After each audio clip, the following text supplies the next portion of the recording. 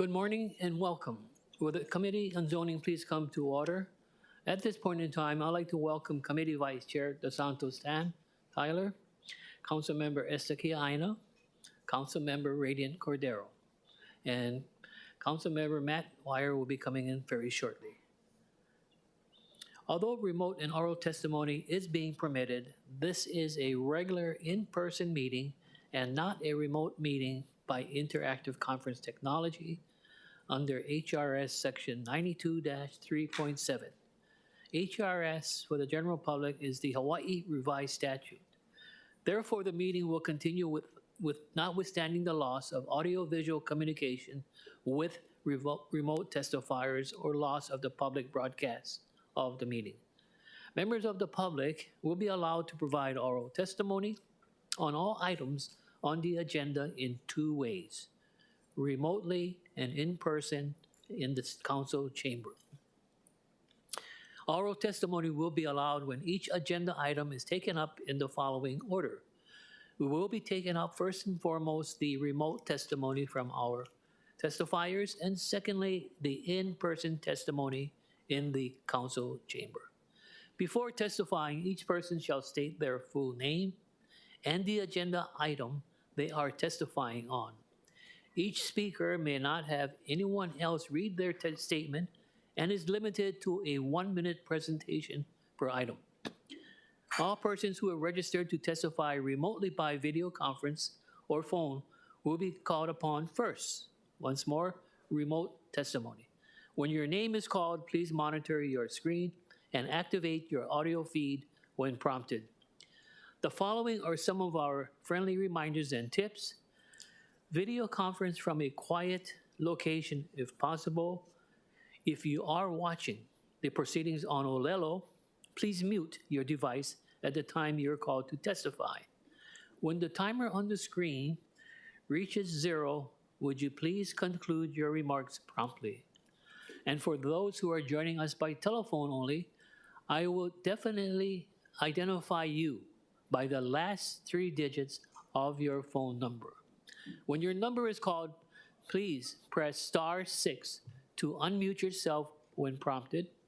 So once all the remote testifiers have testified, I will then proceed on to the in-person testimony in the council chambers. Members who have not registered will be given an opportunity to speak following the oral testimonies of the registered speakers. Written testimonies, including the testifier's address, email address, and phone number, will be available to the public as described on the posted agenda. And as a courtesy, please turn off all cell phones. For those who will be providing oral testimony on Resolution 23-62, please note that your testimony will be limited to comments on the extension of the time only. It will not be on the substance of Resolution 23-62, but just requesting the extension.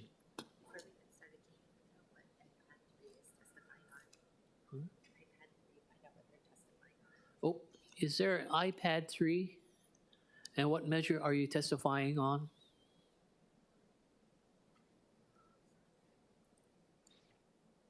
Aloha, Chair Say. It's Raquel Achu on Resolution 23-090. Good morning and nice to see you, Ms. Achu. Thank you. So once more, let me say for the announcement, for those who will be providing oral testimony on Resolution 23-62, please note that your testimony will be limited to comments on the extension of the time only. So moving on, members and the general public, moving on to agenda item number 1. Members, this is the request that I made earlier that members, the first item on our agenda is to approve an extension of time only for Resolution 23-62. For all of us and the general public at large, Resolution 23-62, this resolution approves a conceptual plan for an interim plan development transit permit to 1538 Kapiolani LLC to redevelop 40,166 square feet of land with a mixed-use development project in the Ala Moana Neighborhood Transit-Oriented Development Plan area on land zone BMX 3 Community Business Mixed-Use District located at 1538 Kapilani Boulevard and identified as tax map keys 2-3-021:006. Members, for your information and the general public, the written request for a 120-day extension of time from RM Tao, the applicant's agent, is available online as miscellaneous communication number 255 of 2023. At this time, I'd like to call upon Ms. Dawn Takeuchi Apuna, Director of the Department of Planning and Permitting. Ms. Aloha, Apuna. Chair. Go right ahead. So we please. have no objections to this request for extension of time. Thank you. Thank you. Any questions for the director? If not, may we proceed on to remote testimony. Madam Clerk, do we have any remote testifiers? Mr. Chair, there are none. Okay, thank you very much. We will now go to the in-person testimony. Do we have any in-person testimony, Madam Clerk? Mr. Chair, there are none. Okay. So at this point in time, would the applicant's agent wanted to say a few words on the extension? No? Okay. Okay, so right now in the council chambers, is there anyone else who would like to testify? If there is none, members, we are in discussion for the extension of Resolution 23-62. Okay, I have one question for my vice chair. How many days is the extension? 120 days. And that equates to what, 4 months? Yes. Okay, got it. So in 4 months, this particular issue will be back or earlier. Thank you. The chair notes that the time needed to consider Resolution 23-62 may exceed the current deadline for council action. The chair therefore recommends that the resolution be granted a 120-day extension of time pursuant to the request of the applicant's agent in miscellaneous communication 255 of 2023. Are there any discussion, any objections or reservations? Hearing none, so ordered. Let's move on to agenda number 2, Bill 23. This bill amends the building code of the City and County of Honolulu to further address fences. For further explanation, I'll defer to the chairperson of the Budget Committee of the bill that is before us, Councilmember Cordero. Thank you very much, Chair Say, members, and the rest of the public. I would like to thank DOT for coming to bringing this to my attention, the issues that occur at our state airports and maintenance yards, but mainly at our international airport. As many of you know, my district encompasses the whole of the Honolulu International, or DKI International Airport. And with that, they discussed a lot of the issues that has occurred at the airport, and to alleviate and hopefully assist DOT with that, we are looking to amend the building code of chapter, let's see here, for section 425 in the building code to include just the addition of state-operated airports, harbors, maintenance yards, where security against unauthorized entry is an important factor. And that is, once again, in the building code under section 425, and it will hopefully add the underscored addition of section 1.5 to include that. And yes, and so I know that we have DOT here today to address that, and hope that we can have a good discussion on including that with also with DPP. Thank you, Chair. Thank you very much for the explanation. Maybe for the general public, what is DKI? Oh, Daniel K. Inouye International Airport. Okay, general public, DKI is with the Honolulu International Airport, or the Daniel K. Inouye Airport. At this time, may we proceed on, members? Okay, let's call upon the administration, Ms. Dawn Takeuchi Apuna. Ms. Apuna. Thank you, Chair. We have no objections to this bill, and it's, yes, thank you. Okay, any questions for the director? If not, thank you very much. We will now proceed with remote testimony. Madam Clerk, do we have any remote testifiers? Yes, Mr. Chair. Okay. Who's the remote testifier? Angela Young. Oh, Miss Angela Young. Aloha, Chair, Vice Chair, and the committee. Angela Melody Young, testifying on behalf of ROAR, Rescue of Animal Rights.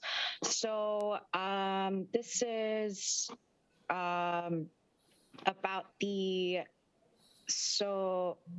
under the, what Councilmember Radiant said, that line that she's adding in, there's another line that says barbed wires may be used in fences enclosing premises used for pasturing cattle or raising swine.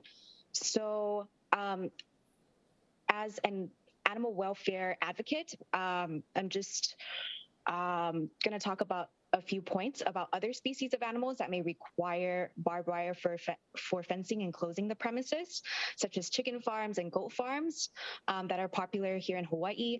And to this point, barbed wire for fencing animals can be criticized for its inhumaneness. Every year, thousands of animals face a cruel death entangled on barbed wire fences. Issues with barbed wire fencing is visibility. What can you do to prevent this? A great way it can be prevented is by using a combination of plain wire and electric fencing. So in Australia, tens of thousands of native animals die every year on barbed wire fences, and this is information from the Sunshine Coast's government's website.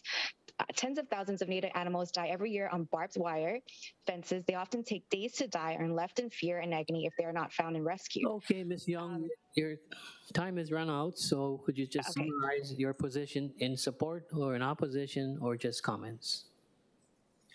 Yes. So just comments, and in closing, the entangling can occur when animals get chased by dogs. Thank you. Thank you very much. Members, any questions for the testifier? If not, may we proceed on. Is there anyone else, Madam Clerk, on remote testimony? Mr. Chair, there are none. Thank you very much. Shall we all, members, now proceed on with the in-person testimony? Madam Clerk, do we have any in-person testifiers? Yes, Mr. Chair. Okay, I believe we have the Director of the DOT, Mr. Ed Sniffen. Before you come on up and give your testimony, Mr. Sniffen, for the general public, I'm trying to educate myself and the general public. The abbreviation of DOT stands for, press the button. Hello, Chair. DOT stands for Hawaii Department of Transportation. Got it. So it's separate. What? Yeah, but it's separate from DTS, right? That's correct. And DTS, for the general public, those who attend all the neighborhood boards, DTS is Department of Transportation Services for the city and county of Honolulu, correct? That's correct. Okay. Please proceed, Director Sniffen. Thank you, Chair. Chair Say, members, Ed Sniffen from the Hawaii Department of Transportation. Here to stand on our testimony and support, and to thank Councilmember Cordero for bringing the bill forward. We've had incursions in our airport areas that required us to work out a settlement agreement with TSA to ensure that we up the security on our facilities to ensure safety of the traveling public and anybody that may enter into those areas. And this razor wire would assist us tremendously on the backsides of our airport. Thank you very much. Okay, any questions for the Director of the Department of Transportation, Airports and Highways and Harbors? Councilmember Wire? No? Okay, any further discussion? So at this point, members, we are in discussion. If there is no further discussion, the chair would like to recommend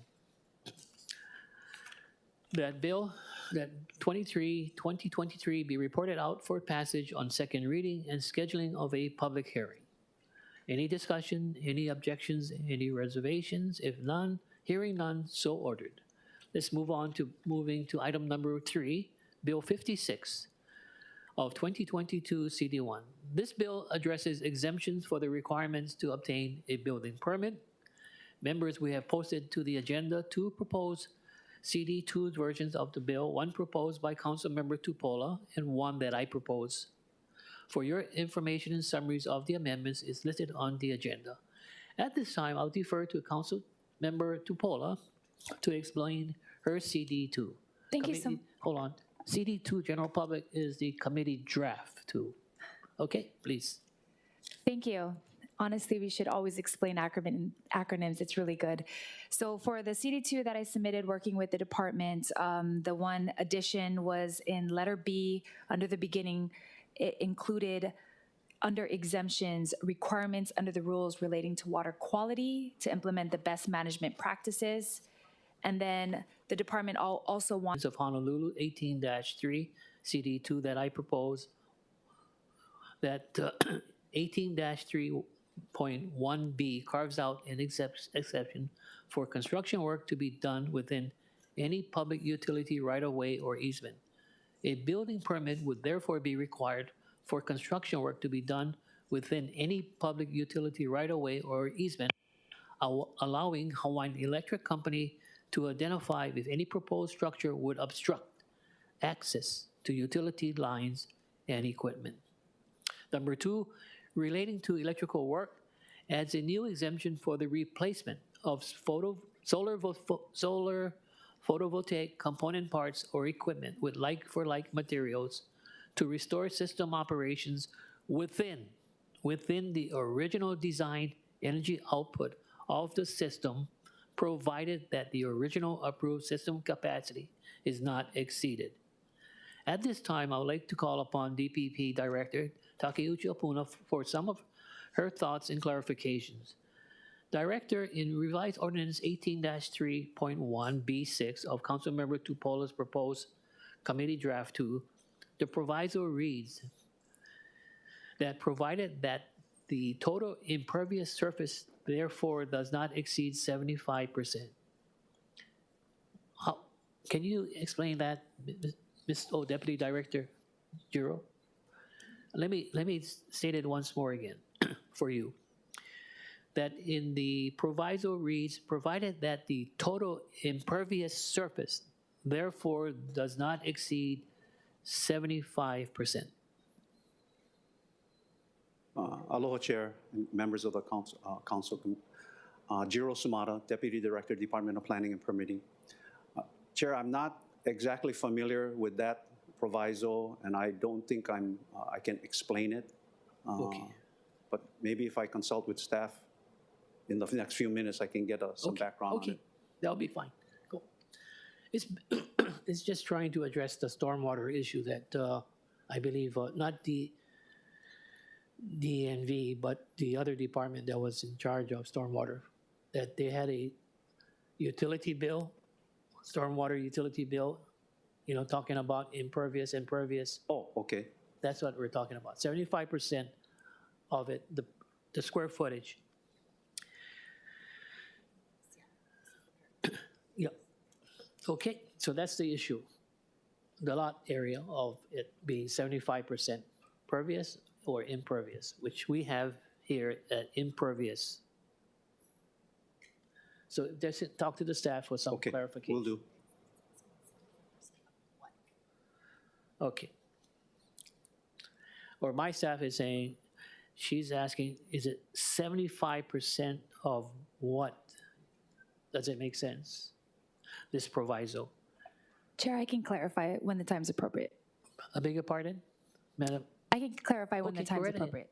Oh, okay, just hold on. Go right ahead, Councilmember Tupola. Yeah, no, I appreciate Deputy for being here. We did work with staff on this, so it's kind of all the way into the weeds as far as why they wanted so much specificity on retaining walls. So as you stated, some of the concerns staff had on retaining walls was drainage. So whenever you're talking about retaining walls, it's not just a fence. This is actually a wall that can retain hundreds of pounds of dirt. Yes. It can, I don't know if we remember just recently a retaining wall that collapsed and a guy died. So the reason why they had given me all of this specificity and wanted retaining walls to have its own section was in regards to just making sure that for safety, that it was clear that Although in previous, currently right now, fences, walls, and retaining walls are all one thing. Because of recent incidents, the staff had suggested that perhaps retaining walls have their own exemption section with specificity. Okay. So that's what number 7 is because they wanted to make sure that since we're heightening the ability to not have a permit for retaining walls, fences, and planter boxes, that we be specific that because retaining walls have to do with drainage, that we need to be sure of this. So number 7 and the impervious section on number 6 was to ensure that. So that was the only thing, because whenever we heighten like a wall or anything, of course we need to make sure that you can see around the corner, that we're not blocking view, but we also need to make sure that if we're talking about a retaining wall, that's different than a regular wall, that we're being safe. So thank you, Chair.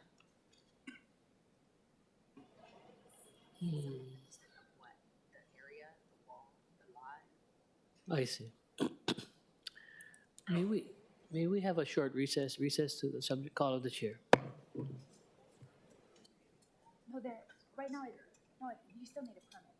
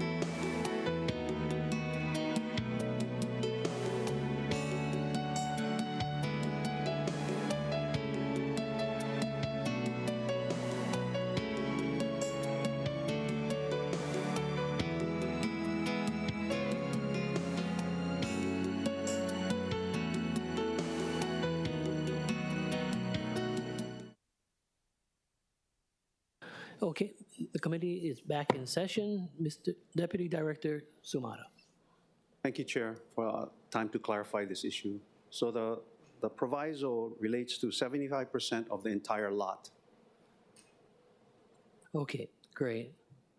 Which is in compliance also with With the tied to LUO, the yes. LUO. LUO stands The for Land Use Ordinance. Got it. Heard that, general public? LUO, Land Use Ordinance that we comply with. Okay. Any further questions for the Deputy Director, please? Okay, Vice Chair, Dos Sorry. Santos Sam. To the department, sorry, I know, sorry, Jero, you gotta sit down. But I had a question about the proposed like-for-like replacement, which is proposed to be $2,500 instead of $500. In calculating this value of work, does this include the parts and materials in addition to labor, or is this purely $2,500 worth of labor? And the reason why I ask is if you walk through Home Depot or maybe some of the nicer stores, some of these fixtures are very expensive. And this would very quickly eat into that.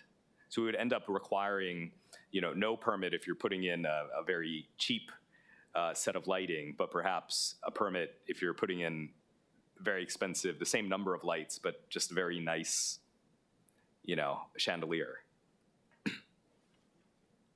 Councilmember, as a general statement, because several of these, the CD2 versions, depending on which council member submitted them, are very similar. And for the department, it includes materials and labor as it relates to all of the different changes and the dollar limits in the like-for-like replacement. So it is what you would indicate as the value of the permit fee if you did submit a permit for it. So labor and materials.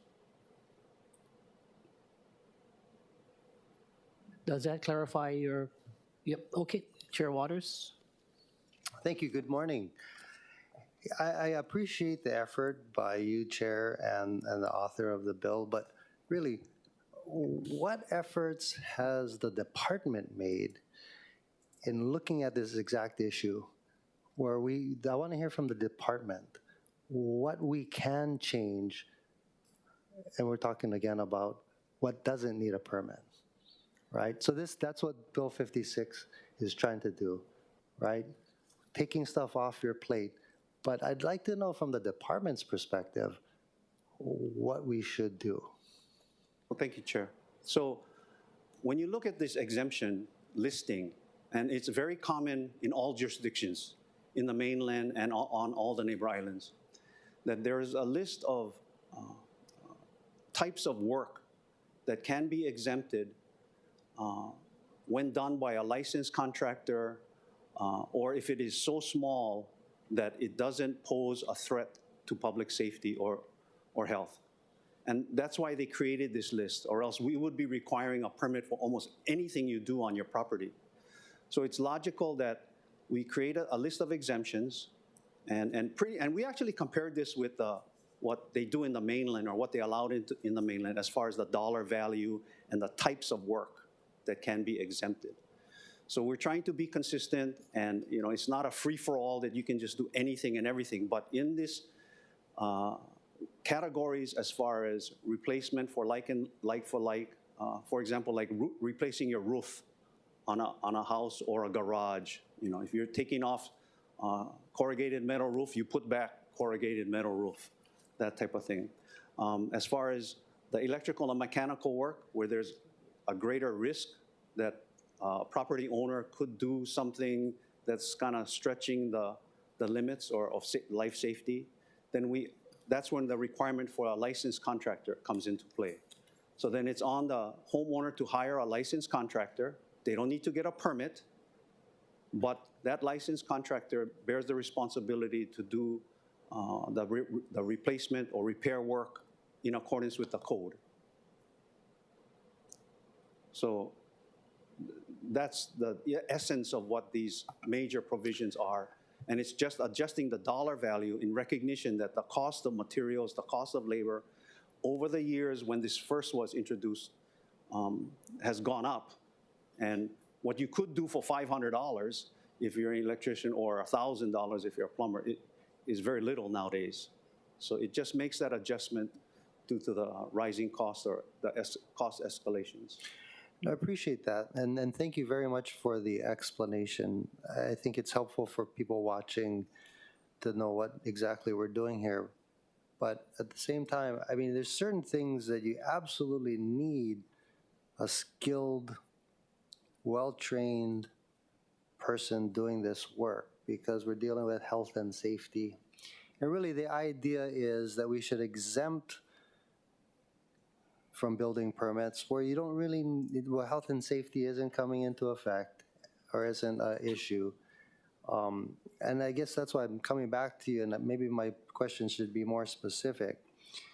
Has DPP gone through this chapter 18-3.1 and come up with your own suggestions and your own draft of Bill 56? Or is what is represented in either of these two drafts what DPP is advocating for? I'd rather have it come from you guys, right? We guess sometimes as council members. We do our homework, we do our best, but really, when we're talking about these important issues, it should come from you guys. And I know Director Apuna has talked about a working group that's come together to look at statutes and see how we can make it more efficient. So have you guys come up with your own suggestions as far as 18-3.1?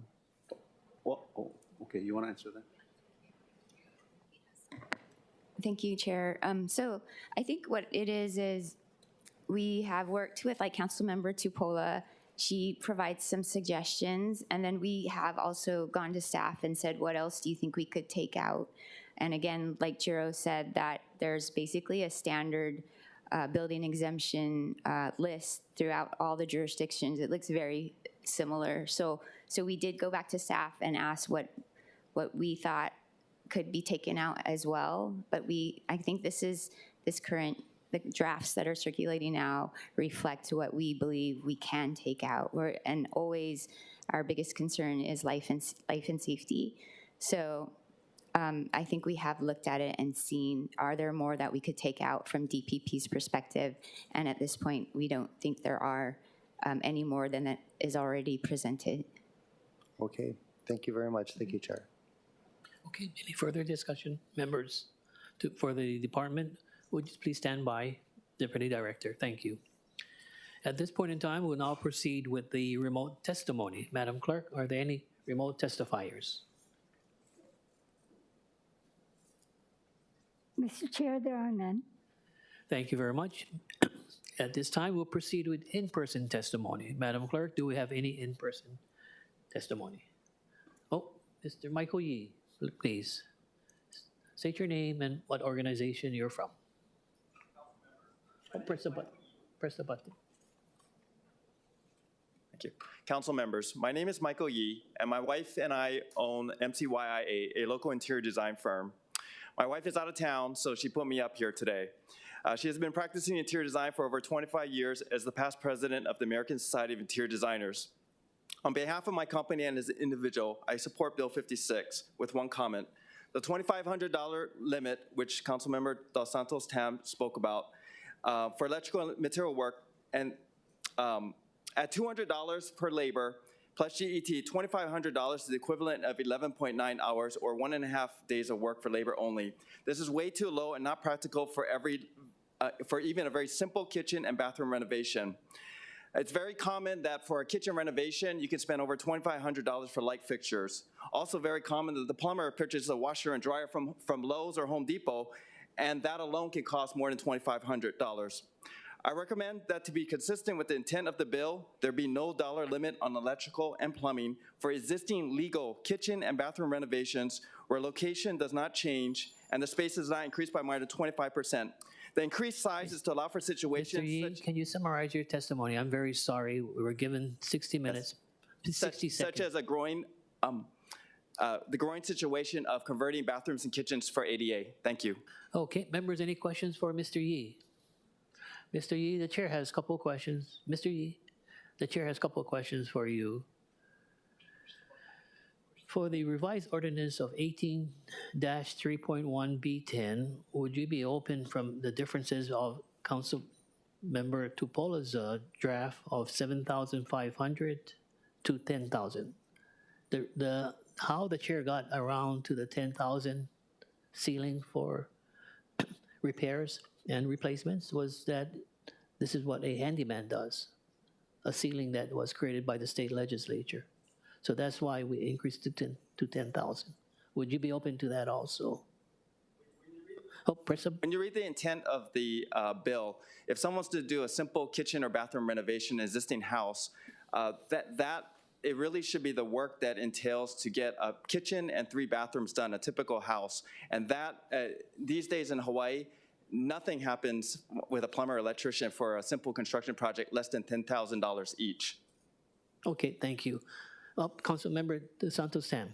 Sorry, Mr. Yee, just to clarify, your comments are specific to the electrical and plumbing, because I understand that the current bill has an exemption up to perhaps $10,000 for non-electrical and non-plumbing. But your concerns are specific to the electrical and plumbing work oftentimes, which is specialized, and there's fixtures and sinks and appliances, right? That's the issue that you're raising? So the bill allows you to do a simple kitchen or bathroom renovation unlimited, as I understand, with the exception of the electrical and the plumbing limits. In many cases, for a common bathroom and kitchen renovation, you're going to end up pulling a permit because you're going to see that number guaranteed. So it does not reduce the volume of permits. Okay, Councilmember Tupola, followed by, okay, go right ahead. Okay. So for some of the renovations that don't require plumbing or electrical, just so you know, when I first wrote this bill, I started with no valuation cap. And then the department was like, no, there has to be a ceiling just for, for safety, right? So we came down to the 10,000, which is much higher than it was before. So 10,000 is just for basic repairs, renovations, but not mechanical, not electrical. In the other section, both of our versions say 10,000. That's for repairs. Both of the versions say 2,500 for electrical and 2,500 for plumbing. So is your comment that electrical should be higher?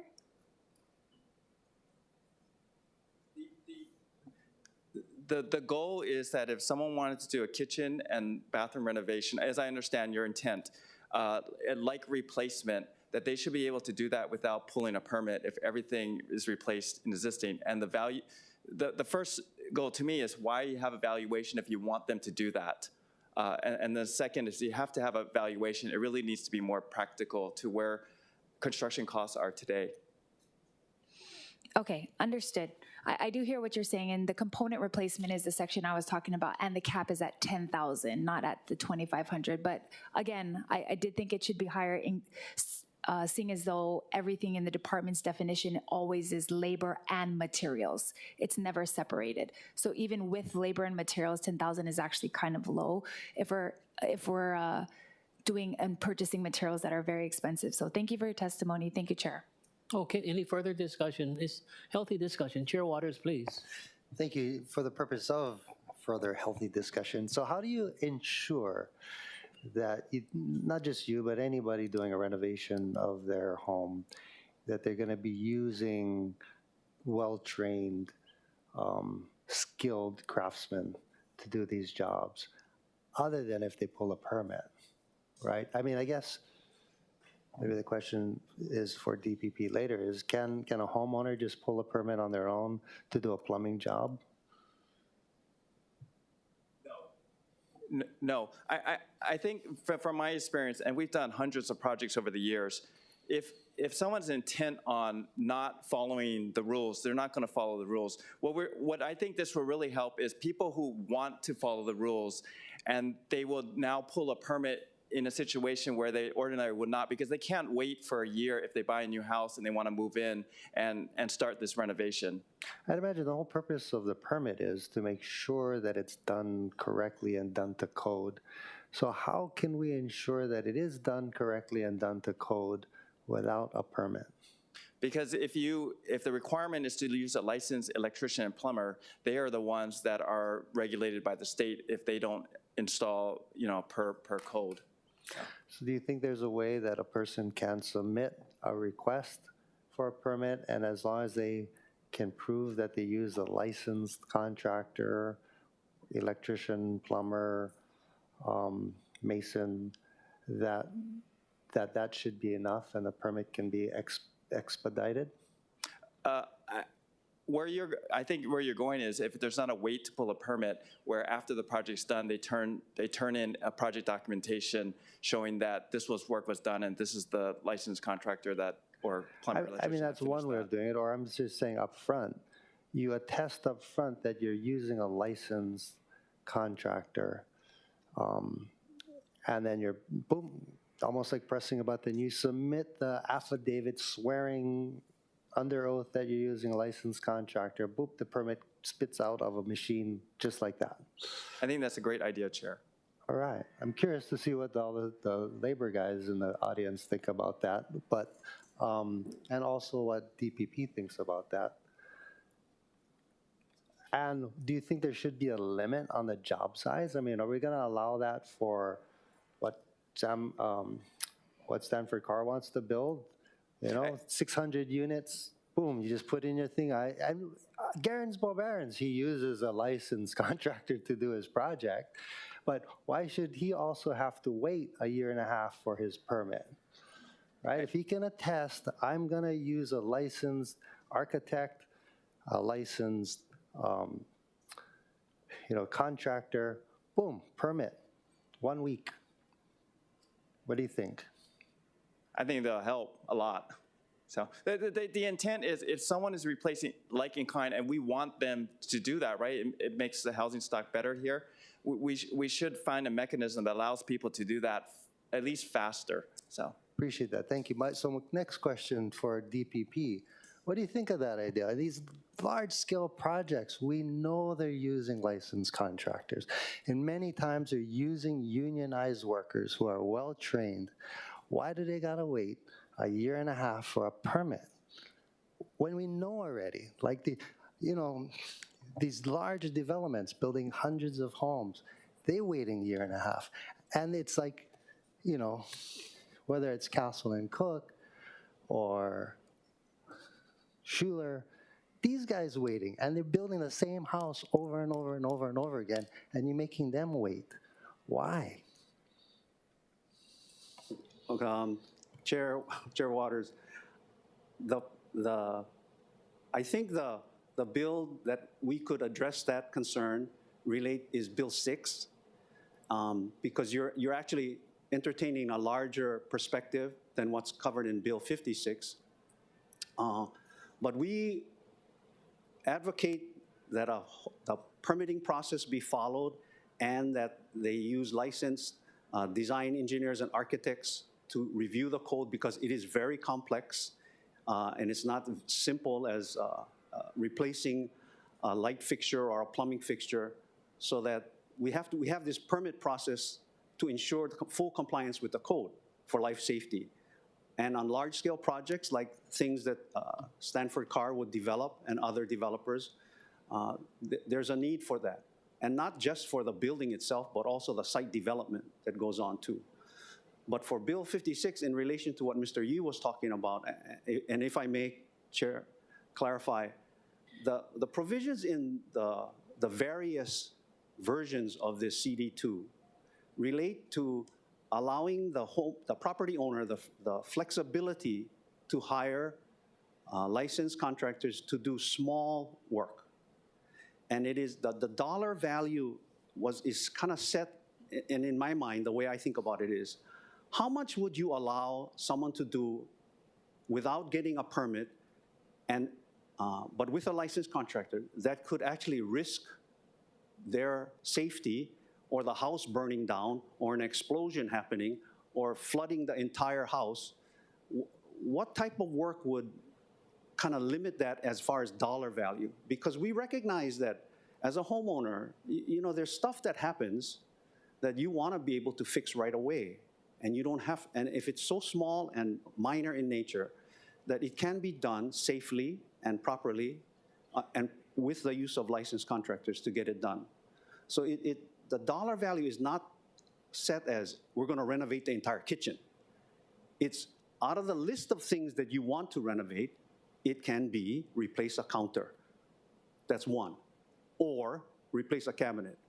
Or change out an appliance or a light fixture. So it's not the counter and the sink and the light fixture and the refrigerator. It's not all combined, because just like what Mr. Yee said, it would cost in the tens of thousands, if not more, if you renovate a kitchen.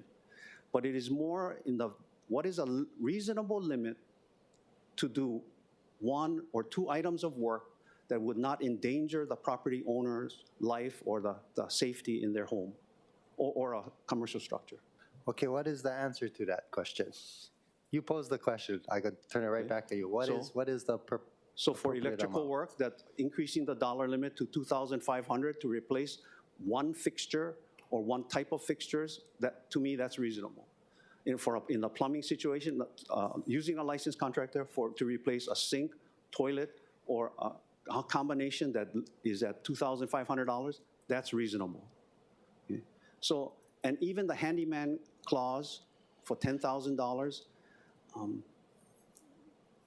because we had this discussion with staff, okay? Me personally, okay. And I asked him, you can do a lot of stuff with $10,000, even with materials and labor combined. But can it blow the roof off your whole house or destroy something if it's done improperly? And he said, well, Jiro, the cost of materials nowadays is so much, as well as labor, so that it really does, 10,000, you can't really do too much, right? And it's purposely limited to that so that you are not building an addition to your house, or you're not changing out a structural wall or something. So that's why the limit is there, and we just recognize that the cost of construction and materials is raised over the years so that, going to $10,000 is a reasonable limit. Thank you. No, this is super helpful. Thank you, Chair. Last question, though. Yes, please. You know the appliance that you're replacing your refrigerator, I think costs $1,000. Is that counted towards the overall job, the cost of the refrigerator? As Mr. Yee was talking about? Probably. Yes. It is? Oh, maybe that's what we can exempt.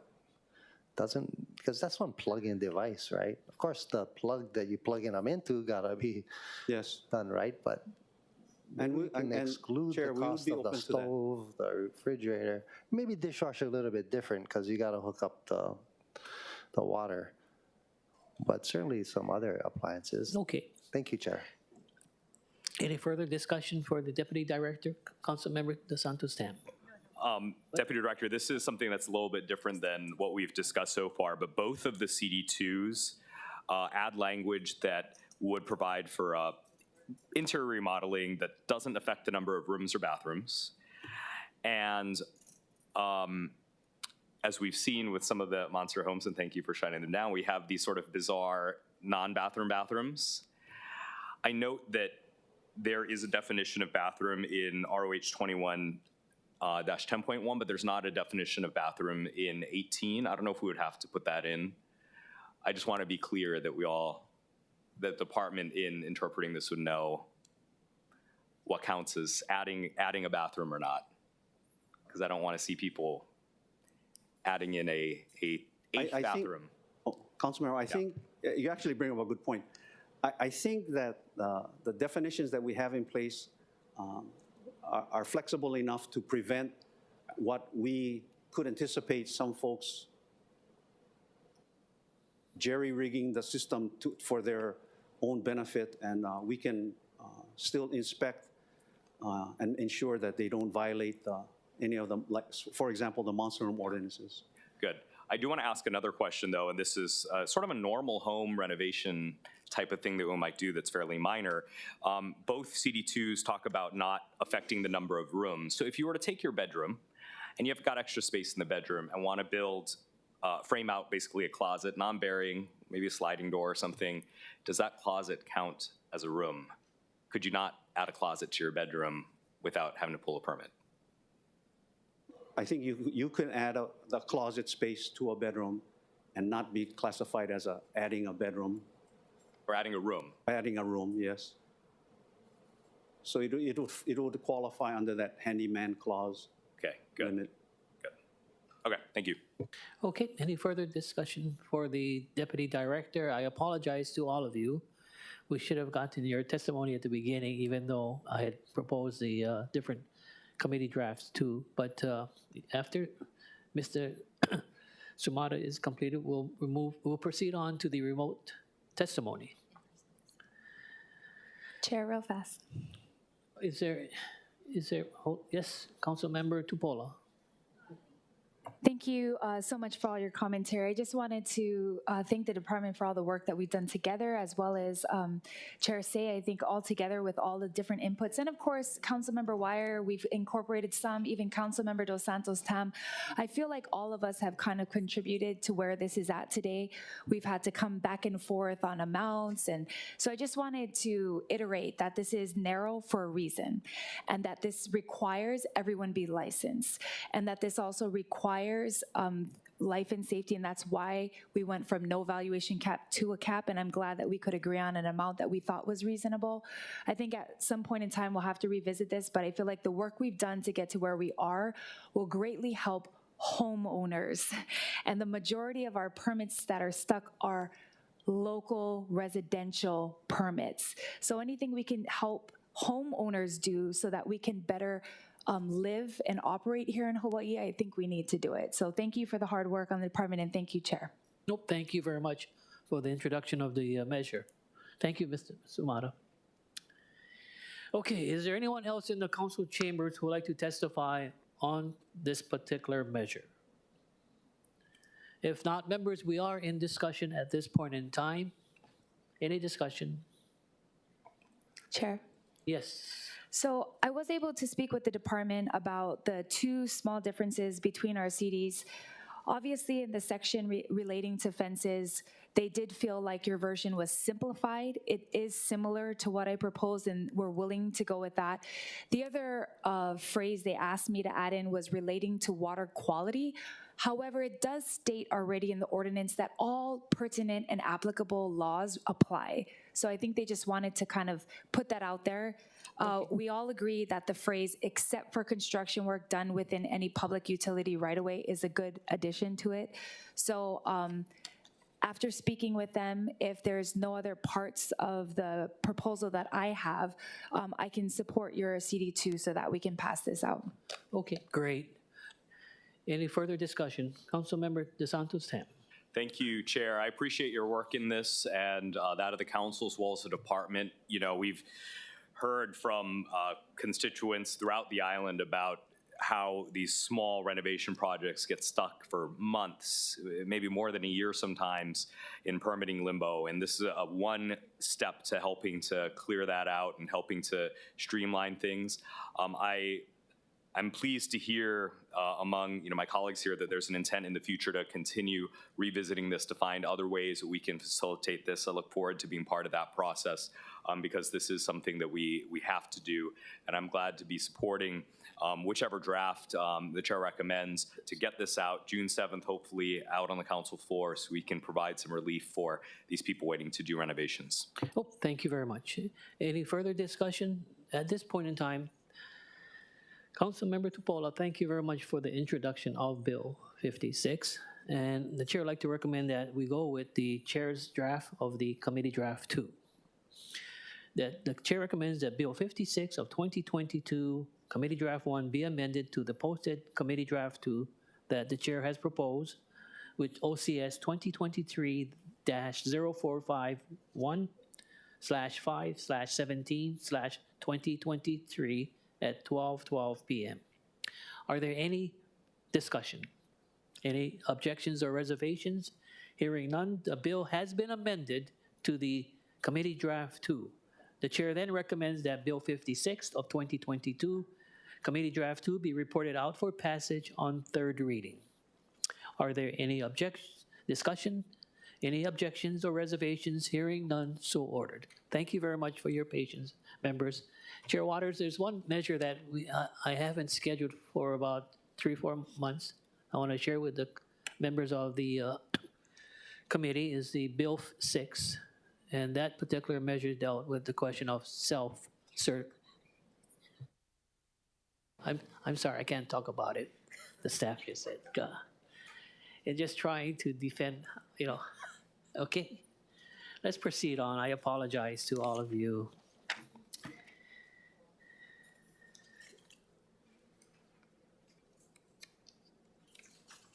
Moving on to agenda item number 4, Resolution 23-90.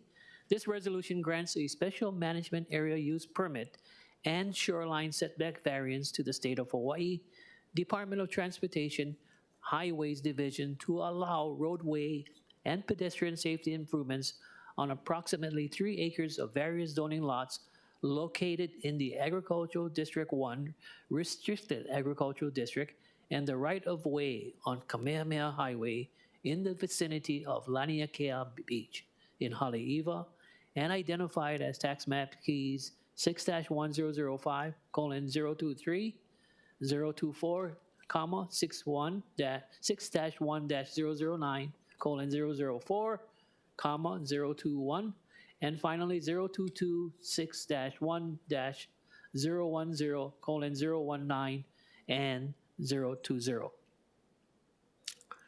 Members, we have listed on an addendum as a proposed draft 1 version of the resolution, which was posted at 4:30 p.m. on May 19th of 2023, which is the OCS 2023, that's the Office of Council Services. Date of 2023, that's request number 0468/5/19-2023.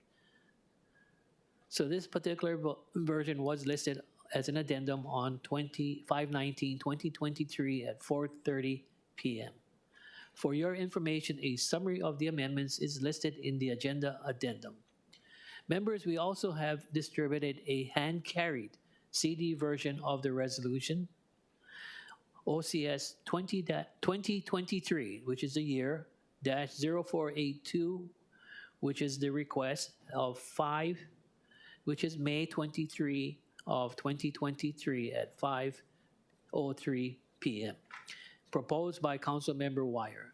At this point in time, I will defer to Councilmember Wire for an explanation of how his hand-carried Committee Draft 1 differs from the proposed Committee Draft 1 listed on the addendum agenda.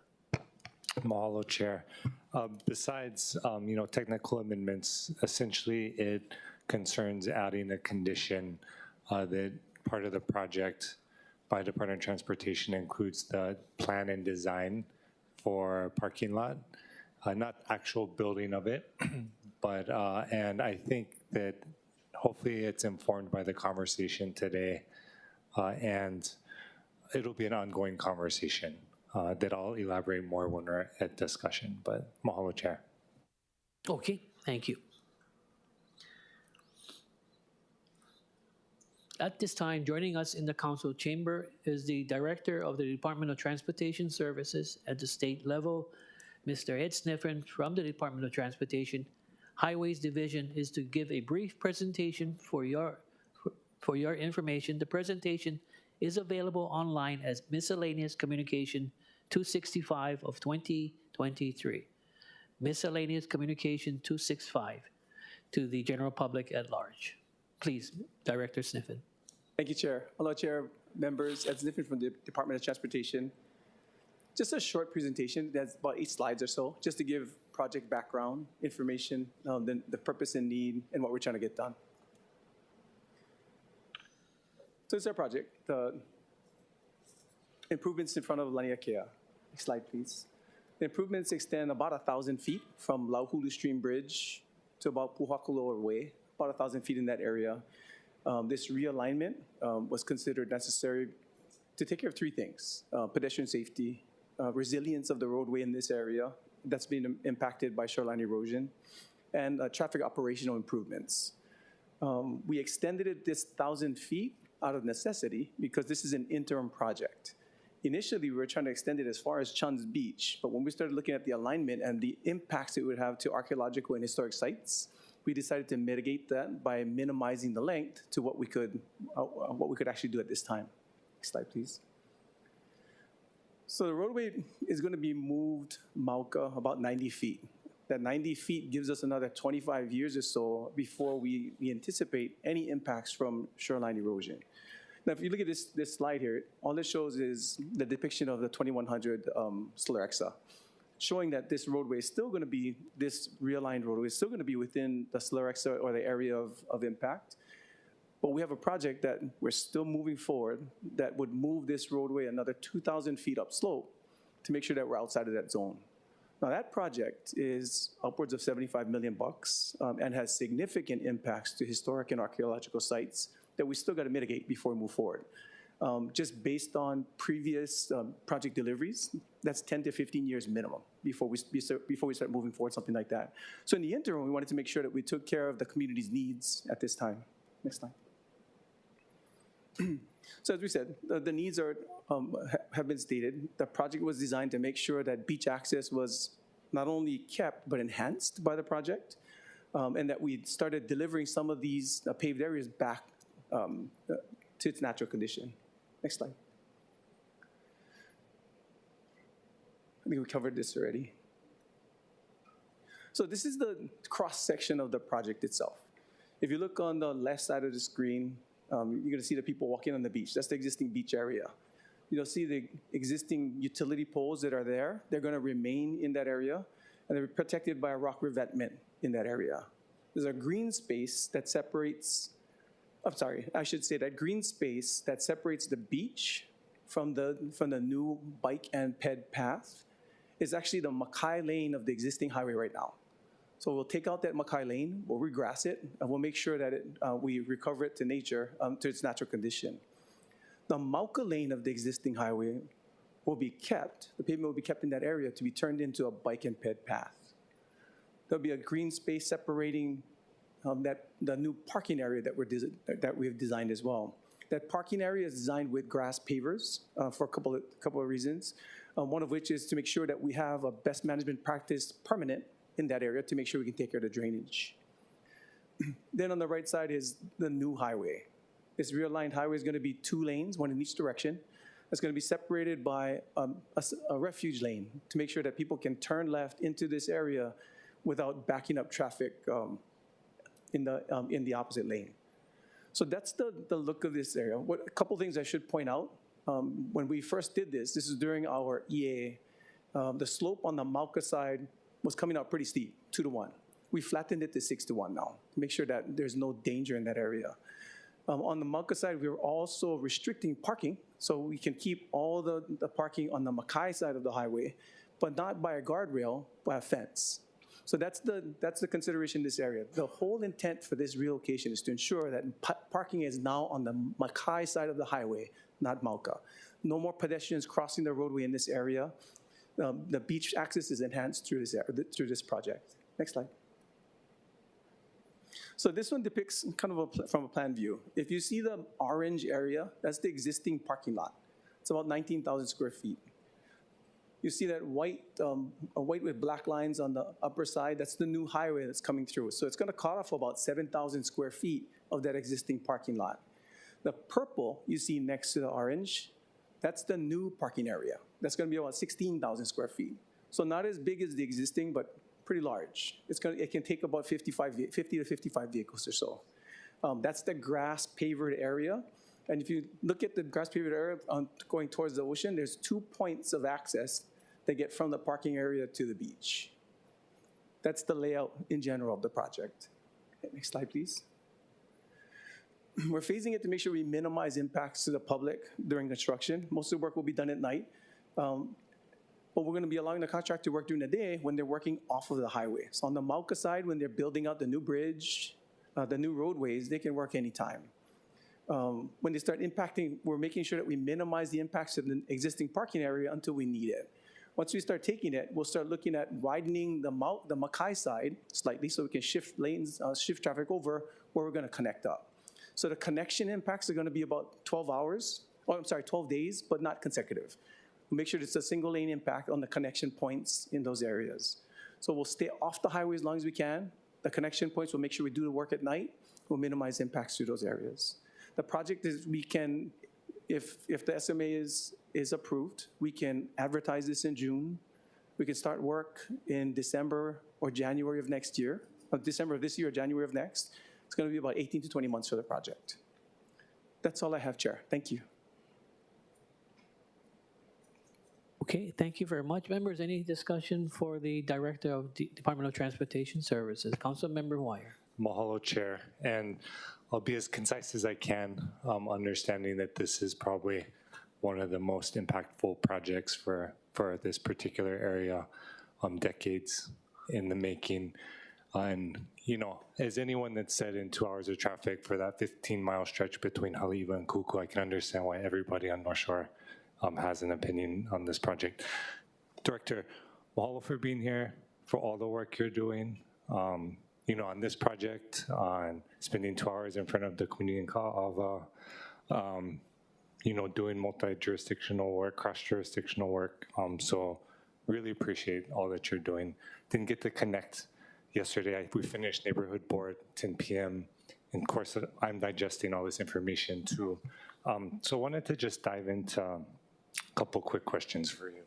So what type of funding is being used for this project? The project is all state funding. All state funding, okay. So there's no restrictions on, you know, like transportation funding for pedestrian walkways, that kind of stuff. It's a pretty broad bond funding, or are there specific restrictions? There's still restrictions. All the funding got to be used towards transportation purposes. Transportation. In general, but Bike and Ped is transportation purposes. So when we start looking at this project, keeping that Mauka Lane as a Bike and Ped path helps us with the first point of a connection that we're looking for the future. Yeah, no, appreciate that. Plenty of people support that. Just ask because of the flexibility in terms of any modifications. Because I think the question folks have, I mean, just to jump to that, and then we can dive through kind of the reasoning, right? Is that I think what a lot of people see is when they look at the pull-off parking, sounds like you said earlier, that middle refuge lane is going to be for left turns. Is that correct? That's correct. Okay. So I'm wondering what was the reasoning for that versus having a no left turn? If we have a no left turn, we push traffic further down to make a U-turn at Pokuloa. I mean, that's what would normally happen. Yeah. Generally, you don't want that on a highway.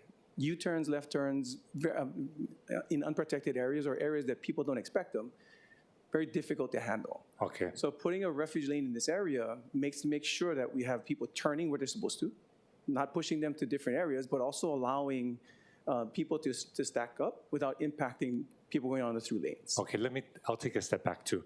So like I said, everyone has an opinion. You have folks that think there should be managed parking in this particular area. You have folks that think completely shut down, just block it off, no parking at all, like it was for a moment in time. Let's start with that point. So is that an option that was considered? Are there any challenges or barriers that would prevent that from being allowed? We could consider no parking at all, but then we'd get sued and we'd lose, and we'd have to put parking in. Okay. So best case scenario, we put in parking on the Mackay side to ensure that there's some availability and access to an amenity that most people enjoy in this area. So the parking is being provided because we know people are going to go there. I mean, we know it because they're going there now, parking on the Mauka side. Okay, and you say sued, assuming, has that been your experience actually with this particular parcel? Yes, so we got sued because we blocked off parking on the Mauka side previously because people got hit. People were sitting in that 2-hour traffic or 45-minute traffic for that 10-mile stretch. We put the barriers up in place and it cured everything. Okay. The traffic was fine. Nobody had to get stuck in their driveways to going through that area. But we got sued. And we got sued because we didn't provide access to a city park that didn't exist. And when we got sued for that, we had to remove those barriers, put it back in place. So we made sure we move forward on a project like this in the interim term to give the community something. Okay. Otherwise, if we do nothing, it's going to be another 15, 20 years before we do that larger project in this area. Yeah, exactly. Okay, so appreciate that. So understanding, I think it's important for folks to understand. Sounds like you're saying you feel legally like there has to be some type of parking. Yes. You modified what the current situation is. Right now, when you're heading towards Haleiwa, there's no left turn, right? Yes. Okay. So it sounds like that's, something that's within the realm of what's allowed under good transportation practices, maybe we'll say, depending on the dynamic of the area. Yes, Is that fair? I think so. Okay. Yeah. I appreciate that you said 3 reasons for moving. Last one you mentioned was traffic congestion. Not to undercut the first 2, I think from the community perspective, that one definitely rises to the very, very top. And like you said, the whole reason for the realignment actually at the end you mentioned was to move the parking Mackay of the road. And so what we're trying to figure out, because I don't think that the community necessarily wants the DOT to design and operate a parking lot.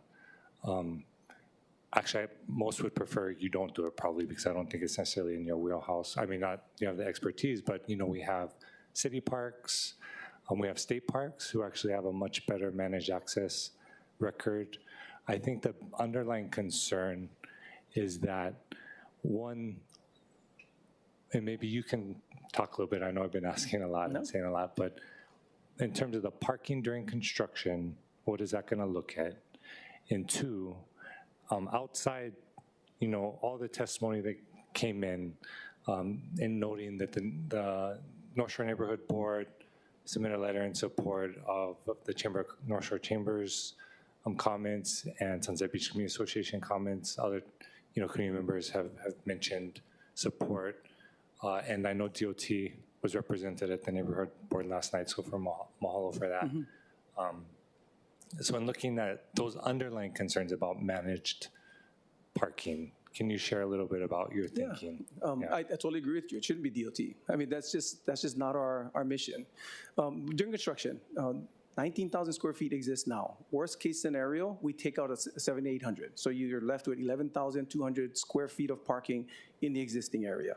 But that's if we do nothing on the Mackay side while we're constructing. So worst case scenario, we step into tomorrow, we start construction, we block off the area that's gonna be used for the roadway in the future. existing parking lot goes down to 11,200 square feet or so. That's worst case. But that being said, we're going to try and minimize our impacts to that parking area as long as possible and make sure we start widening out that portion that we're going to be providing for parking in the future as soon as possible. So it's going to be more than 11,200, but I can't tell you how much at this time until we get our contractor on board and get their schedule from them. So that's on the parking side, on the during construction.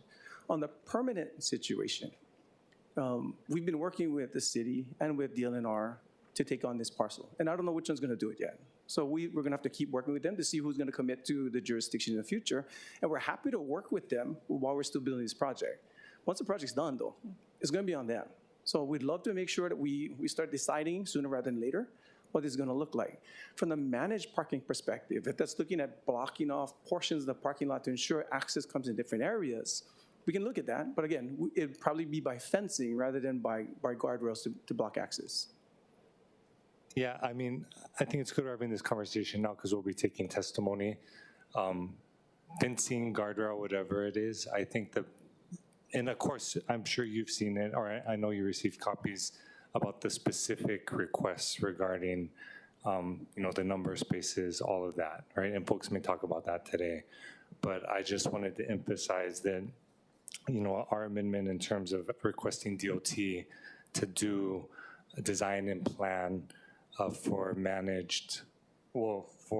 and design for the parking lot.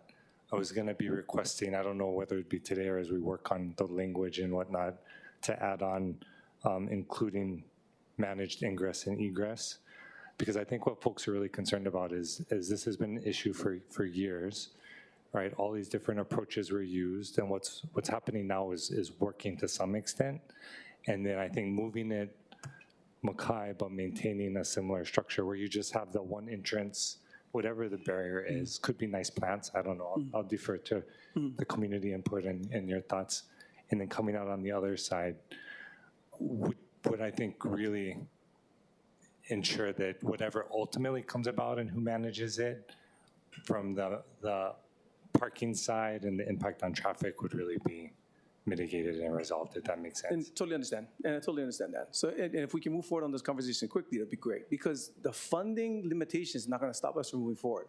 But if the project is delayed, I'm gonna do something else. Yeah. I mean, that money gotta go someplace else. So Totally understand. I gotta make sure that we are moving this on time throughout the process, and I'm happy to talk to Sagar where we go. Okay, so would you object to, do you object to the floor amendment?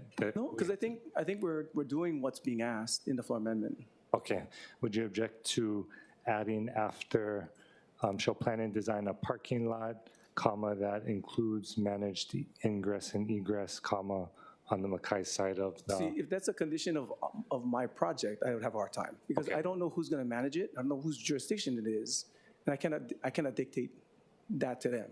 Yeah, so I think it's just having the plan and design there, right? Is where we're beginning with. And again, I understand where you're coming from 100%. And like I said, we respect the work that you're doing, and so don't want to make it harder. No. I understand you're working across jurisdictions. I think what folks are just concerned about is that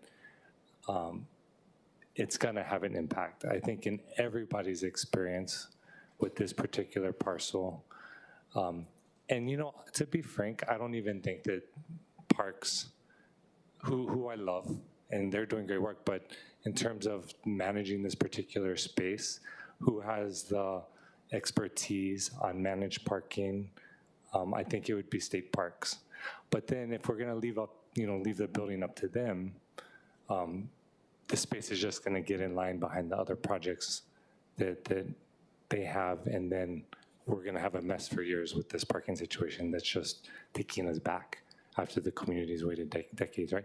But if we got it built and then went into someone's inventory, again, and I'm sorry to spring this on you today, but again, we had this, I don't want to call you at 10 last night. No so, I mean, what are your thoughts on that?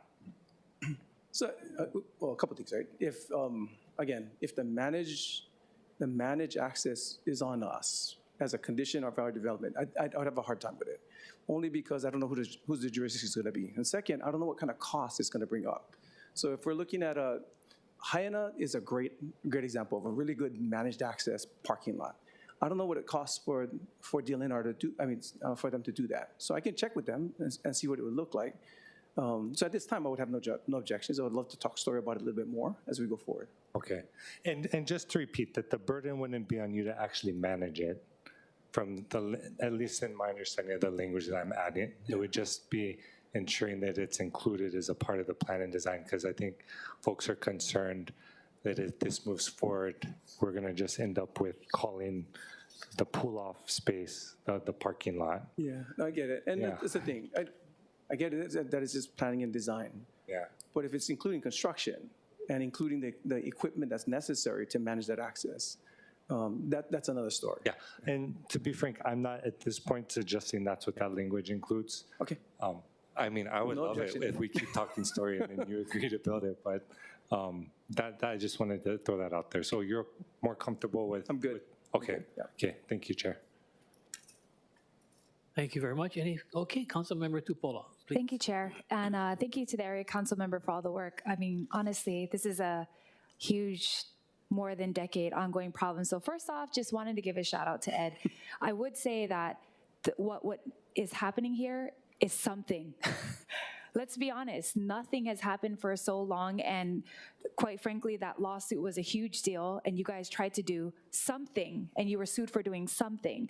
So I think we have to keep moving towards doing something. Now, how it's gonna happen, I think those are my questions. Because in this map, the color-coded map, and forgive me, I was listening very carefully. I feel like I'm gonna have to like stand out on the highway with you to like get this.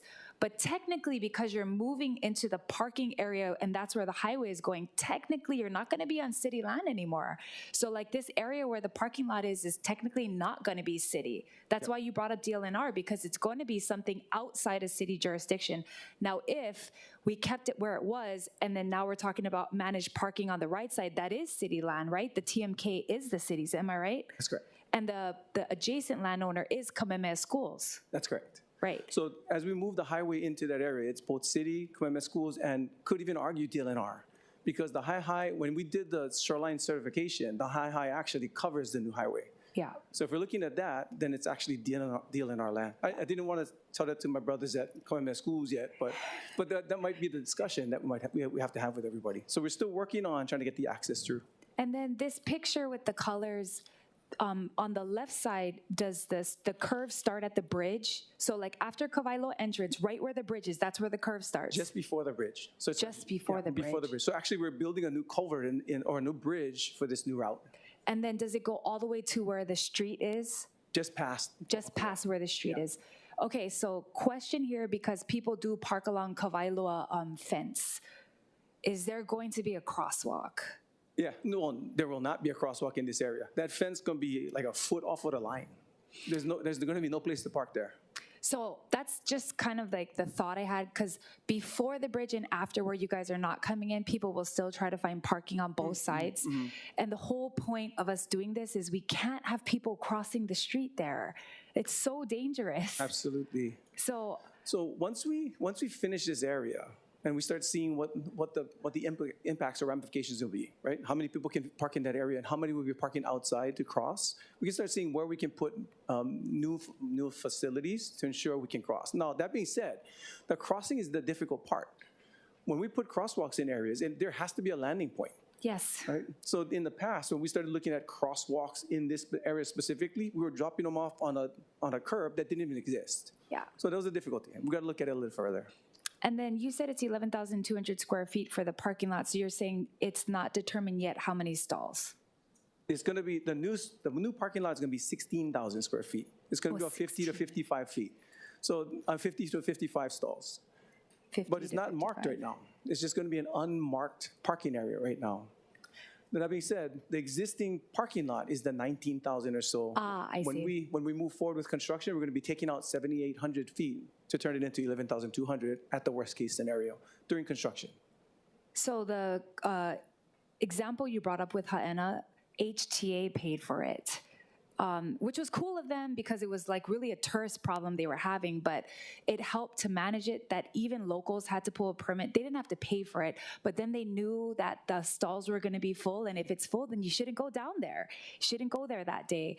I think in your management thoughts and whoever does it, like that has to be the thought, because we can't have people waiting around for parking stalls. And like, if the lot is full, so if there's X amount for residential parking and it's taken, and the $1 or $5 tourist parking is taken, then for that day, you can't just pull up over there. Totally agree. Like, that's how serious it is. How big is your stacking lane? How many cars can stack in the stacking lane? It's the full length actually through that route. And is the left turn going to be at the street on the Waimea side? I'm not sure if we still have that stacking lane there. I'll check. You're going to start the stacking lane on the other side. Yeah. Yeah, I believe our storage lane, it starts at the beginning of our parking area and ends at the end of our parking area. So that purple alignment. So that's the stacking area. So then for sure the left turn would be going Waimea bound into by where the street is and go backwards, right? I believe so, yes.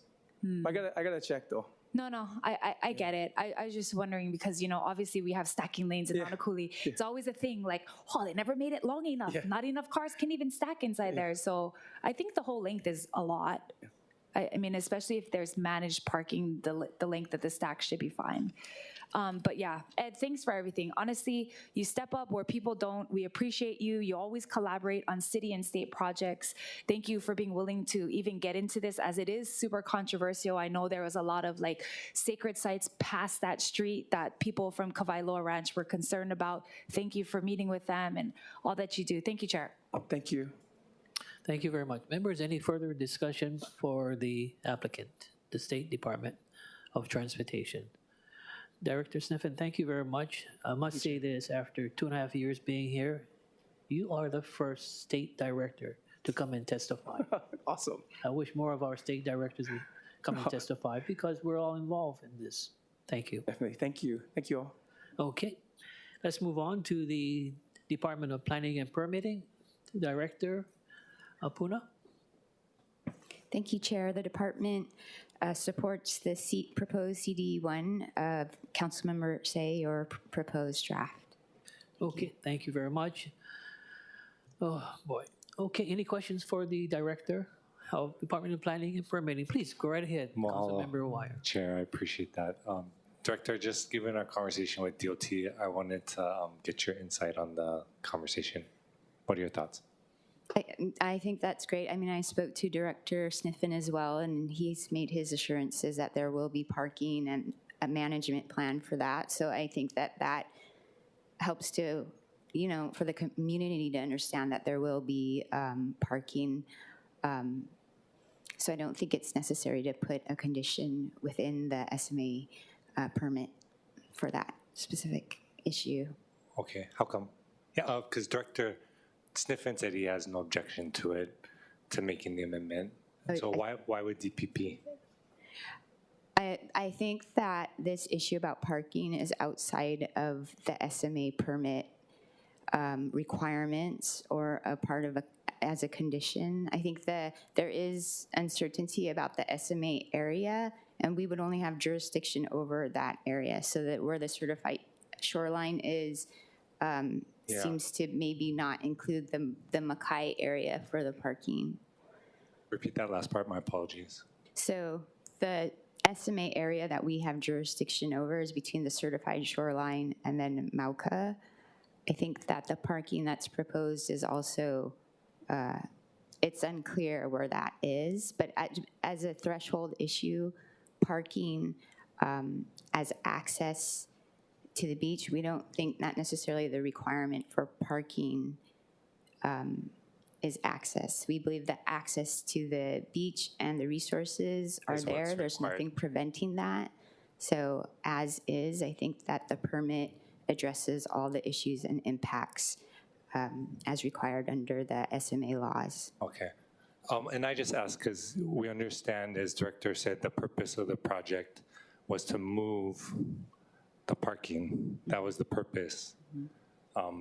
And the nexus of managed parking would be because of the traffic and congestion, which was also the reason for the entire underlying project, in addition to coastal erosion, better management of coastal resources, pedestrian bikeways, right? But I think, and those are all very important, but I think as it's been framed to the community for years, and I think in the community's mind, that's the purpose of this project. And so I'm just concerned if we're talking about nexus. I mean, unless you're saying it'd be a taking, so would it be a taking against the state to do such an amendment? I know that the state, the jurisdiction, just the property, et cetera, that there's other factors involved. So whether the city has any jurisdiction over what the state should or shouldn't do. Well, by law, we approve their SMA permit, Yes. so that's the jurisdiction Right. delegated by. Right. Yeah, I'm just trying to understand, because since DOT's okay with that, I'm trying to figure out why DPP's not.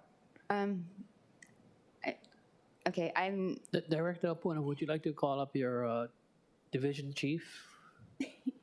sure. I appreciate that. Liz, please, to clarify it for Councilmember Wire. Good morning, Chair and committee members. My name is Elizabeth Krieger. I'm the Land Use Permits Division Chief with the Department of Planning and Permitting.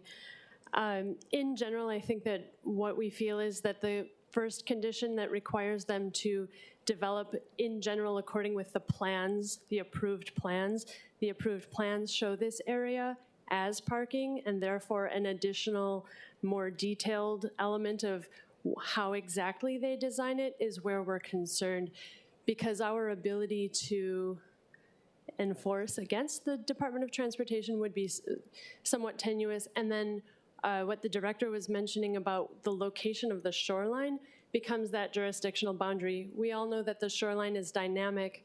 The state's rules for where the shoreline can be certified require that it can never be certified farther Mackay than where it was before. As Director Sniffen said, it had been certified so that the existing parking on the Mauka side of the highway is technically Mackay of the shoreline. As I remember looking at the certified shoreline survey, it went all the way to kind of the edge of the foliage. So where all of those cars are now, you could almost say is in the ocean. And therefore, once it's Mackay of the certified shoreline, you're in the jurisdiction of the Office of Conservation and Coastal Lands of the Department of Land and Natural Resources. So then we get this problem of if the city is requiring a certain design of the parking area and they're not in compliance with that condition, which agency is enforcing against the Department of Transportation? So I think that, again, as an agency action, the condition relating to the, that it be designed in compliance with the existing proposed plans is sufficient to ensure that there is this grasscrete parking area. And then, again, for our purposes, we really liked the pedestrian and multimodal path because that really provides access to just anybody being able to scooter into the beach. I appreciate that. And and our community, particularly North Shore, has been really appreciative of Director Puna, of your department, of all the work you're doing. And so hands down, everyone is super grateful. Walking through this discussion, it does feel like we're kind of just conflating it all into this big ball, to say like, we can't touch parking. Oh, but this parking plan they have already is good for parking, and so I'm just trying to understand, because the city has delegated authority to approve an SMA, right? Yes, that's right. Okay. I think the question of recreational access is a goal and objective of Hawaii Revised Statutes, Chapter 205A, which the city adopted as Chapter 25 Revised Ordinances of Honolulu. What exactly recreation access means is something that we evaluate from project to project. In this case, we certainly evaluated and looked at the parking, which, like he said, it's not going to be striped, it's not going to be, and kind of you mentioned that it's not going to be an active parking lot like you might have at one of the beach parks. Yeah. So it's a little bit. I mean, I appreciate, actually, I appreciate Councilmember Tupola being on board with the $1, $5, I'd say make it $20. And again, this is, because like I said, you have folks that have knowledge of this for decades of what it's like. And I think this very minor, I mean, and again, I think the community input's gonna be vital, but I think all we're saying is you have, like, how long is this vegetate slope? Do you know, between the bike, and I'm sorry, I'm jumping around, it might be DOT, but between the bike path and the current parking area? I don't know exactly what that distance is. Okay, because I think what folks are saying is it should be set up like it is now, but just on the other side, because otherwise you're going to have the same exact situation with, and then if folks do end up parking illegally, they'll still be crossing, so the barriers create better pedestrian access, maybe illegal if it's happening, but then also just manage the actual traffic flow and congestion better. You know what I'm saying? Yes. Like, because ultimately, if we're going to invest, what is it, 13 million, or it's more than that? I'm not, for the project, 12, 51? 15. Okay. Yeah, got to reverse the hands. So 15, yeah. On this project, it's like, I feel like a minor adjustment that's reflective of, and like I said, I don't know, it's not like this is a one-off, few folks in the community don't like what's happening.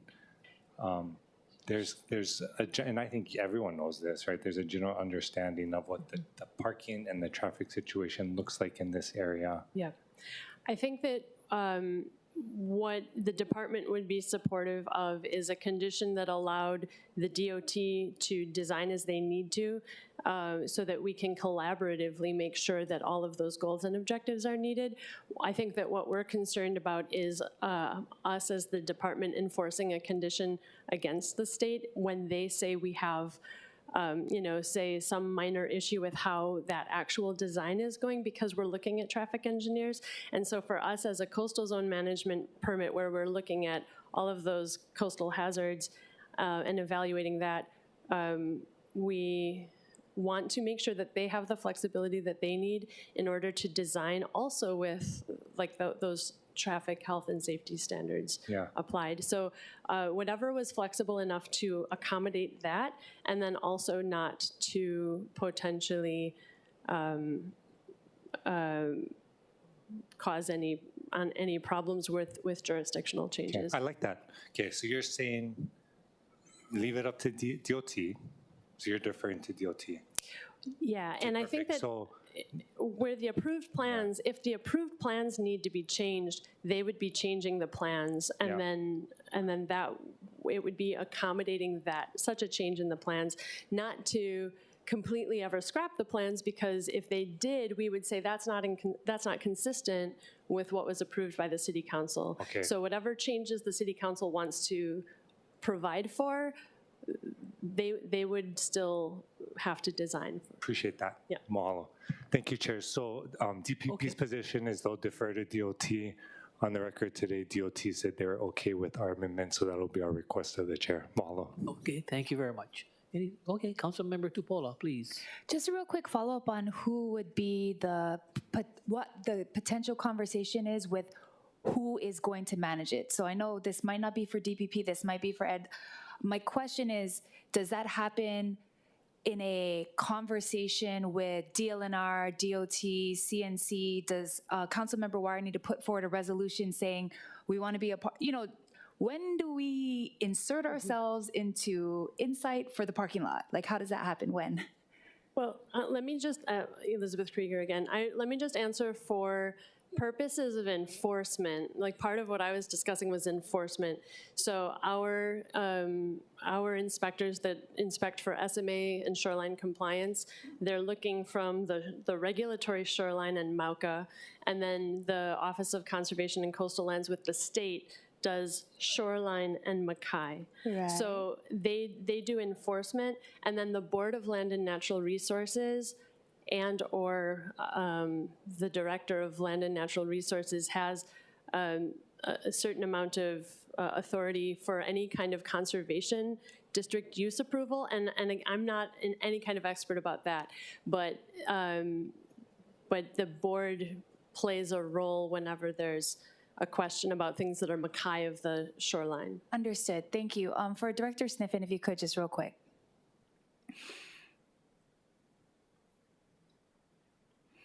So seeing as though it's possibly BLNR or DLNR that discusses this, is it the area senator representative that have to like maybe put forward a resolution on, hey, we want to be part of the discussion of the management plan? How does this go? I think so. So usually when legislators get involved, it pushes people to accept the jurisdiction. In general, I mean, if I were dealing in our parks, I wouldn't want to accept something outside of what I already control. But it's going to take something like that to make sure that this moves forward. At this time, the Mauka lot is under parks, under city parks. Right. The Mackay side is now under state jurisdiction because of the shoreline certification. That's the difficulty. So the state is going to be taking on the DLNR, which should be taking on something that they don't actually do right now. Right. So it would be the area legislators to get involved, to have a conversation with the DLNR, as well as us, to make sure that we can push forward. For acquisition, possible budget funding for possible management, and if it doesn't stand or deal in our possible transfer to state parks, if that's even the direction. But okay, I just wanted to see like what those steps would look like, because if you guys are moving already in December, January, then possibly this next legislative session, they'd have to start to tell us, tell our area council member, like, hey, this is what it's looking like. This is where the community can testify. Because I hear his concerns. I just think we're only on the permitting part. We're not really on that end result, the end result part. We aren't anyways. So thank you so much, Director. Thank you, Chair. Thank you. Thank you very much. Okay, Councilmember Wire. Yeah, just no quickly. So understanding after it passes out today, it'll have to go to full council. I understand there's a timeline for you. We have a meeting scheduled with State Parks, our office does, for Friday. We connected with Kirk Cottrell last week, but we weren't able to get something set up before zoning. So I'll defer to you, but I just wanted to throw out that it is an ongoing conversation. And, we'll definitely have updates by, final reading. But in terms of the language moving forward, again, we're not putting any burden on DOT with the language. It's just saying, as you contemplate, and again, what I told the community last night, right, they're asking about for all these specific things, and it's like, I would fully support that if that's doable, but you have to do your due diligence in the design and plan and see what fits the environmental situation there, the structural, the impacts on traffic, right? And talking about the nexus issues that DPP would bring up. So yeah, like we want to make sure we're not overextending, though I think the input today will be informative, but I do think this is a very straightforward, clear-cut amendment, and so just wanted to throw that out there. Thank you very much. Any further discussion, members? Okay, members, we're going to go on to the remote testimony. We'll now proceed with remote testimony. Madam Clerk, do we have any remote testifiers? Mr. Chair, yes, we do. Okay, first we have Ms. Denise Antolini. Professor Antolini, are you there? Hi. Good morning, Chair Say, members of the committee, Council Member Wire, and everyone. Aloha. 3 quick points. One, I do support this realignment, and Director Sniffen and Director Apuna, we thank you for moving it forward. There's some really good features with this realignment, and I want to make sure that you know that there's strong support for it. In addition to that, the conditions that Councilmember Wire has suggested that seem to have been accepted by DOT and DPP are super important because, yes, there is a parking lot in the plan now, but it's not managed. So managing it or designing and planning for managing it to be managed by others is key. We thank you for your flexibility on that. Last point I want to make is there's 3 acres of Malka Beach Park that's owned by the city that will be taken in this process. And I would like to hear a little more discussion about that because that puts resources on the table. And I think it needs to be discussed at this meeting. Mahalo for your diligence and all of this. We support you. Thank you. Thank you very much. Any questions for Professor Antolini? If not, thank you very much. Okay. Moving on to Blake McElhenney. Blake, are you there? Okay, I see you. Please proceed. Good morning, Chair Say and committee members. My name is Blake McElhenney. I'm providing testimony as an individual, but I was also asked to read the testimony of Neighborhood Board number 27, Chair Kathleen Pahinui. I hope that would be okay, as I am a member of the Neighborhood Board, the North Shore as well. Last night at the North Shore Neighborhood Board meeting, we voted to support the positions of the Sunset Beach Community Association and the North Shore Chamber of Commerce to add conditions to the SMA for Laniakea. For example, managed entry and exit and detailed plans for parking during the construction. We ask that you kindly refer to the letters from both the Chamber and the SPCA for the specifics regarding the conditions. And this letter is signed by our chair, Kathleen Pahinui. In addition, as an individual, I just wanted to extend our thank you to the city and the state for working on the pilot project that's in place now. As a person who goes to the beach with my family there, the situation from a beach user perspective, seen as how this is owned by the city and county parks and recreation, is much better and much safer with the crosswalk and the parking area that's protected from the highway. And I think as we're hearing from the conversation from Councilmember Wire, one of the big things is making sure that the area is managed and that there's proper protection for those that are parking in the Mackay area from those cars on the highway. And I had a few other things that I wanted to quickly address, but I see that the time had run out. If anyone wanted to ask me what those last few items were, that'd be great. Thank you so much. Really appreciate everyone's hard work and collaboration that we saw unfold during this meeting. Thank you guys very much for working together. Thank you very much. Any questions for Mr. McElhenney? Nice to see you. Take care and God bless. Thank you so much. Yep. Ms. Achiu, Rachel?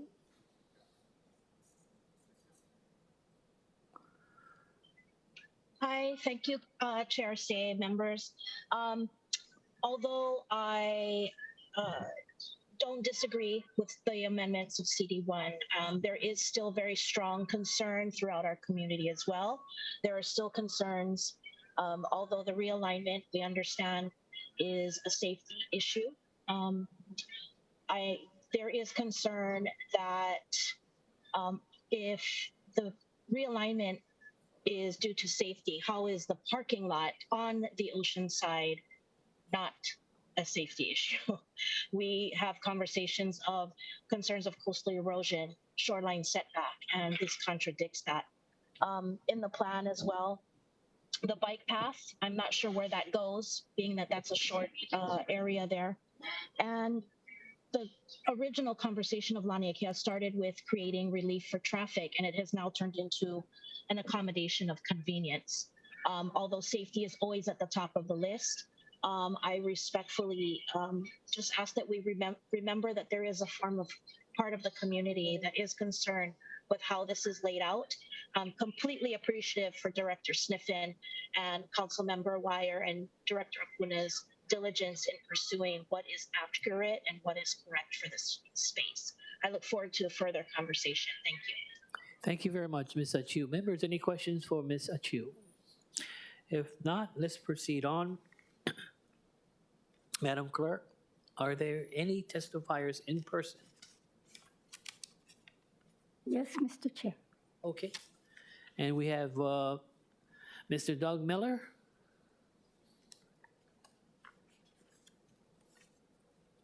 Thank you for allowing me to speak. Is it possible to put the first page of my testimony on the screen so you can see a picture? Can we do that, Christy?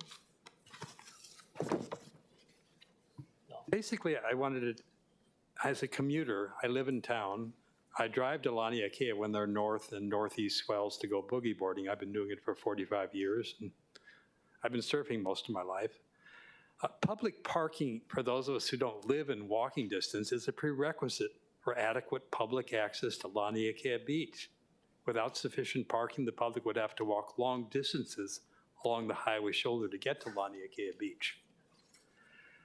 As currently drafted, the resolution would not explicitly require the DOT to provide or manage any parking-related improvements to mitigate closure of existing public parking on city property. The first page of my testimony, if you look at it, is a color aerial photo taken 2 weeks ago, which shows you the 3 acres that the city owns, and it shows where the parking is. And if you were to draw a dotted line down the middle of the road where the people drive, the Coral Road, to park on city property, that's approximately where the certified shoreline is. I request... Mr. Miller, please proceed. I request amendment of the Resolution 2390 to require, as a condition for approval of an SMA use permit, that both during and after highway realignment, the DOT shall install signs to authorize parking, develop appropriate parking-related improvements, and ensure the provision and management of 50 to 60 parking spaces for access to Laniakea Beach. It's not my intent that the DOT be in charge of managing it, but that they make sure that it does get, parking does get provided and that it does get managed as a permit condition. Last point, the city has not yet received the DOT's application for disposition of city property. Under section 37-1.4 revised ordinance of Honolulu, it says, no city real property bordering the ocean shall be sold or otherwise disposed of. I think that it poses a burden on the city council, if you don't want a lawsuit, to seek a functional replacement of the existing parking. Mr. Miller, is that your conclusion? That's the end of my Okay. testimony. Do you have Thank any you. questions? Yep, members, any questions for Mr. Miller? If not, thank you very much for attending.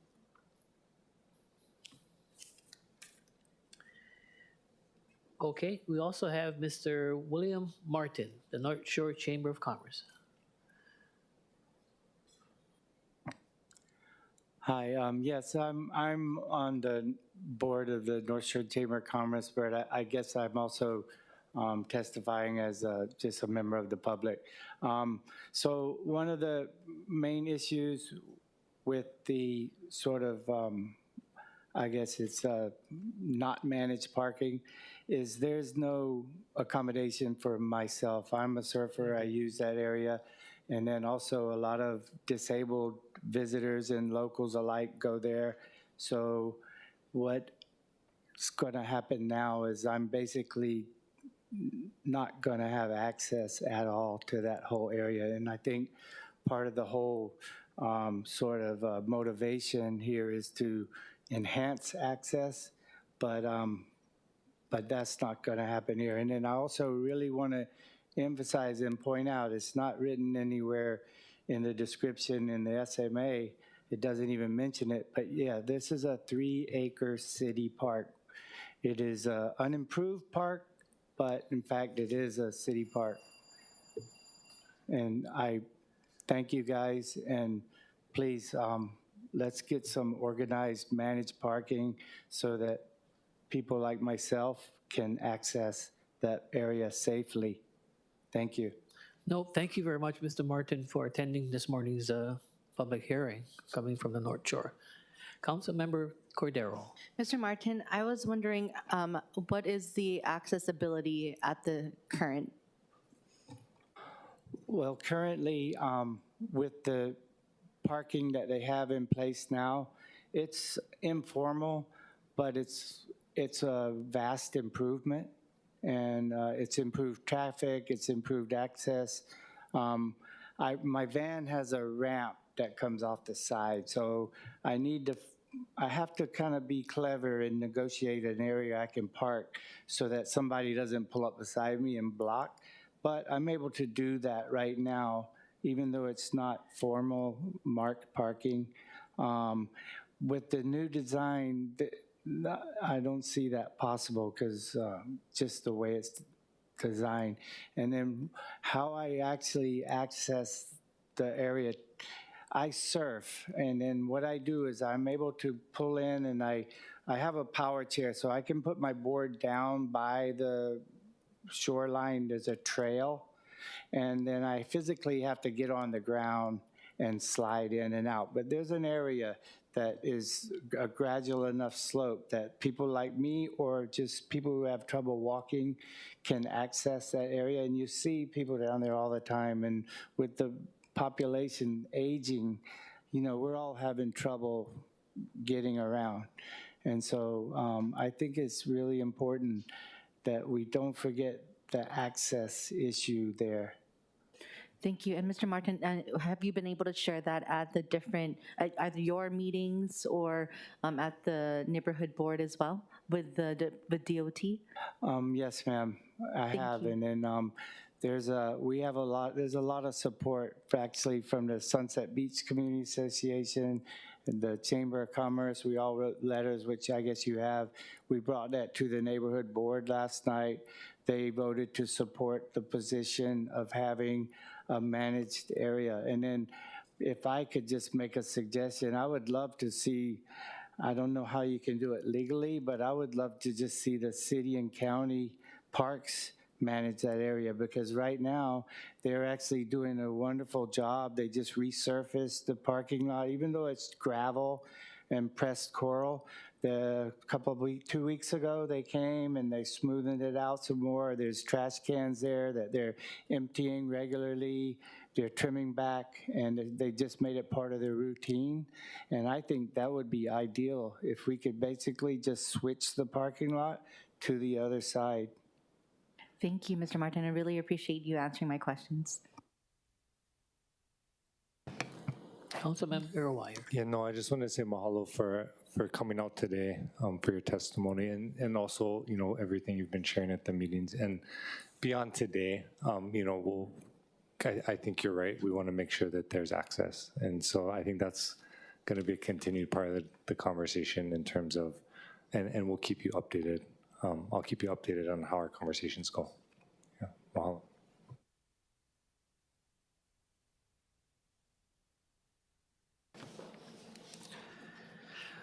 Madam Clerk, are there any further testifiers here in person who would like to testify? Please come on up, state your name and your organization.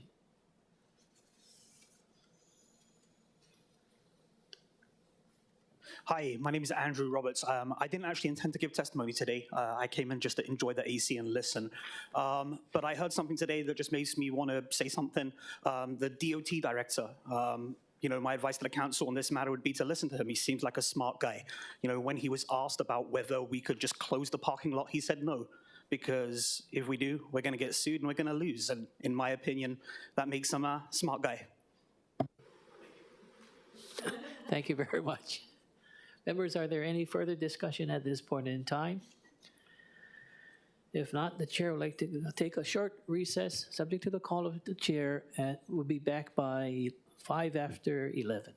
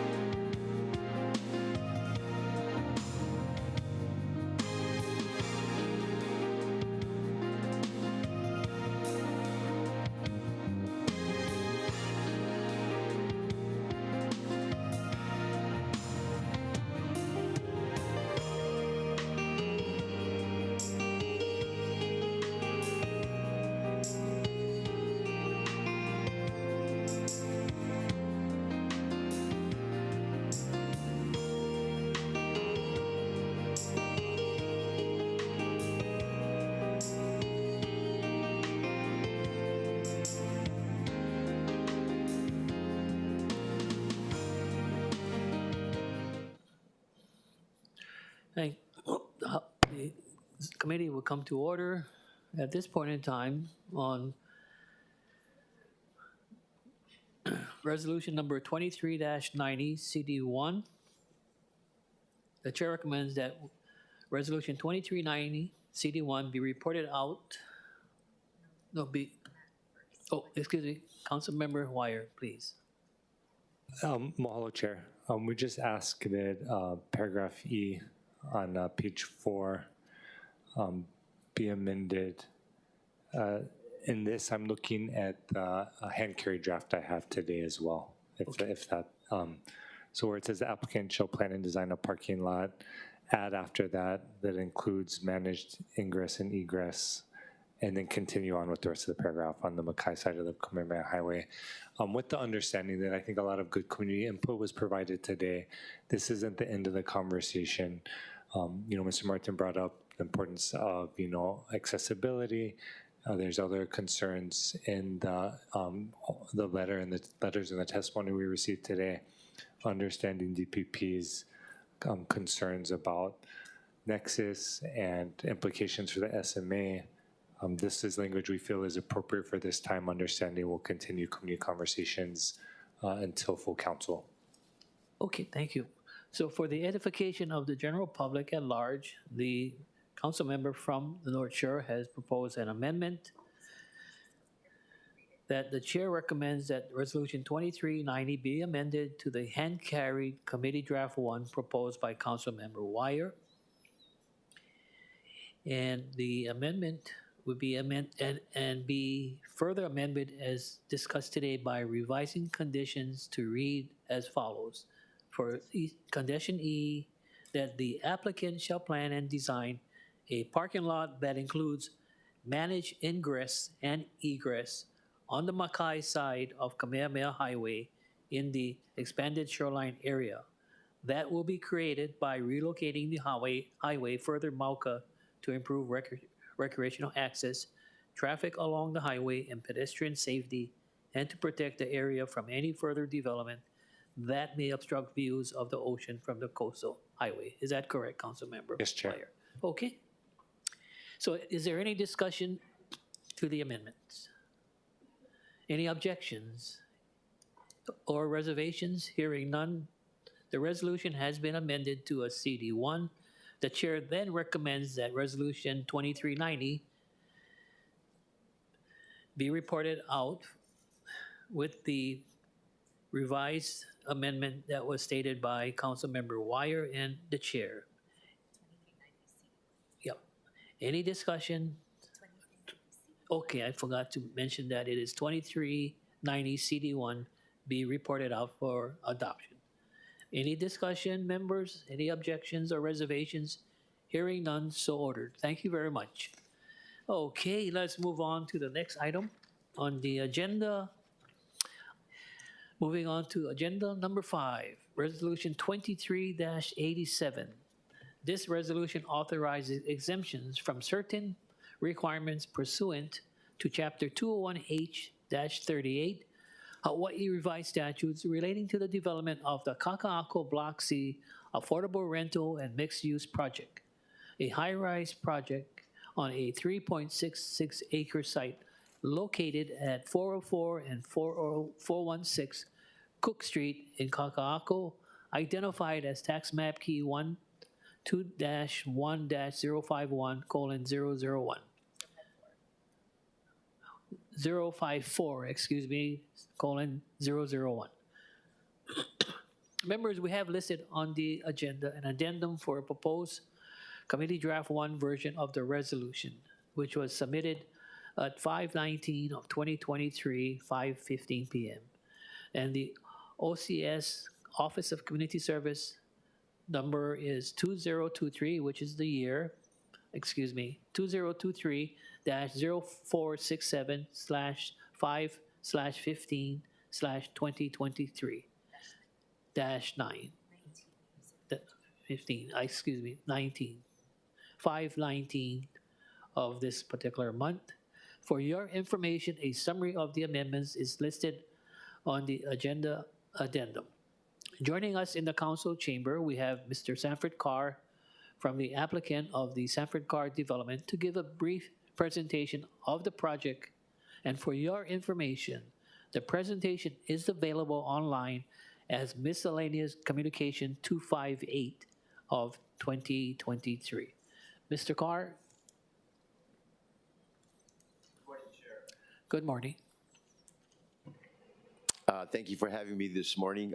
Before I get started, I would like to introduce Walter Thames from Kamehameha Schools, who will do an overview of the Kaka'ako Master Plan, and then I'll follow up and step in. Thank you. Okay, Mr. Thames, please proceed. Aloha kakaiaka. Walter Thames, Managing Director, Commercial Real Estate, Kamehameha Schools. Mahalo for having me. Just wanted to share a few background points on Kamehameha Schools and our plan. I think many of you are aware of the mission we serve, supporting Native Hawaiian children. We're almost on 140 years and going strong. You know, I've said this before, I think, related to other projects. You know, our role in fulfilling the mission, we all have different roles in the organization. In commercial real estate, it may seem obvious that we generate resources to fund education, and that's actually a kind of a simple answer, but we also recognize there's actually opportunity in the commercial space while we're generating resources to meet community needs. And I think Kaka'ako is an example where we're able to take lands and kind of transform them. And we're in the middle of that process now. So started in 2009, our Kaka'ako plan began with the HCDA approval of our plan. And our vision was to create a new kind of community, a 21st century community that's different, different than we've typically been experiencing here in Hawaii. Really, it's an urban lifestyle mixed-use type community that actually takes advantage of advances in mobile technology and the transit system that's planned. And so we thought, you know, we'd come up with this notion that if you create a place that's different, that's mixed use, that brings people together where they can live, the services they need, the shopping they need is right there, right downstairs. People would respond to that. And we're halfway through our master plan, and I would say we feel very validated that people have responded to this option. It's not for everyone, but urban living has definitely been something that the people of Honolulu have wanted and have asked for more of, and which is partly why we're here today. To orient you, our plans in Kaka'ako consist of 9 blocks. So on this slide, you can actually see 9 orange blocks it's essentially Mauka of Ala Moana Boulevard. We've actually fully developed blocks A, B, E, and F, and I'll go through what those projects are now. We call that our first increment. And the second increment is blocks C, D, G, H, and I, the subject of which block C, Kahu'ina, is the object of this resolution. Kamehameha Schools also owns other properties that are in Kaka'ako but are just not part of our plan and have no development activities planned at the moment. Our original plan, this is an interesting point. When we started this, we had envisioned 2,700 housing units and 300,000 roughly square foot of retail. And like most plans, that's kind of what you start with, and along the way you learn a lot of things. And so we learned a lot in increment 1. These are projects that have been done since the opening of SALT and the collection in 2016. We've got Keoho Place and Keoho Lane, a mix of high-rise, low-rise, mixed-use projects where our ground floor is really dominated by community space, retail, businesses, services, and the vertical elements are where people live.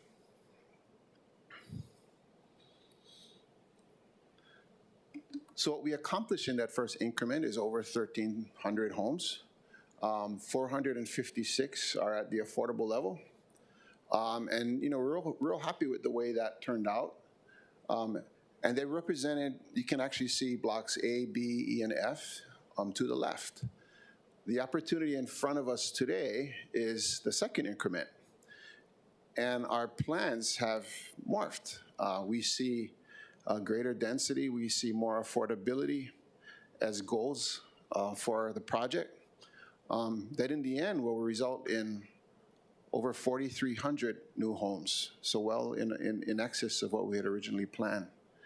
And so projects like this that you'll hear from Mr. Carr here real soon really help make this vision possible.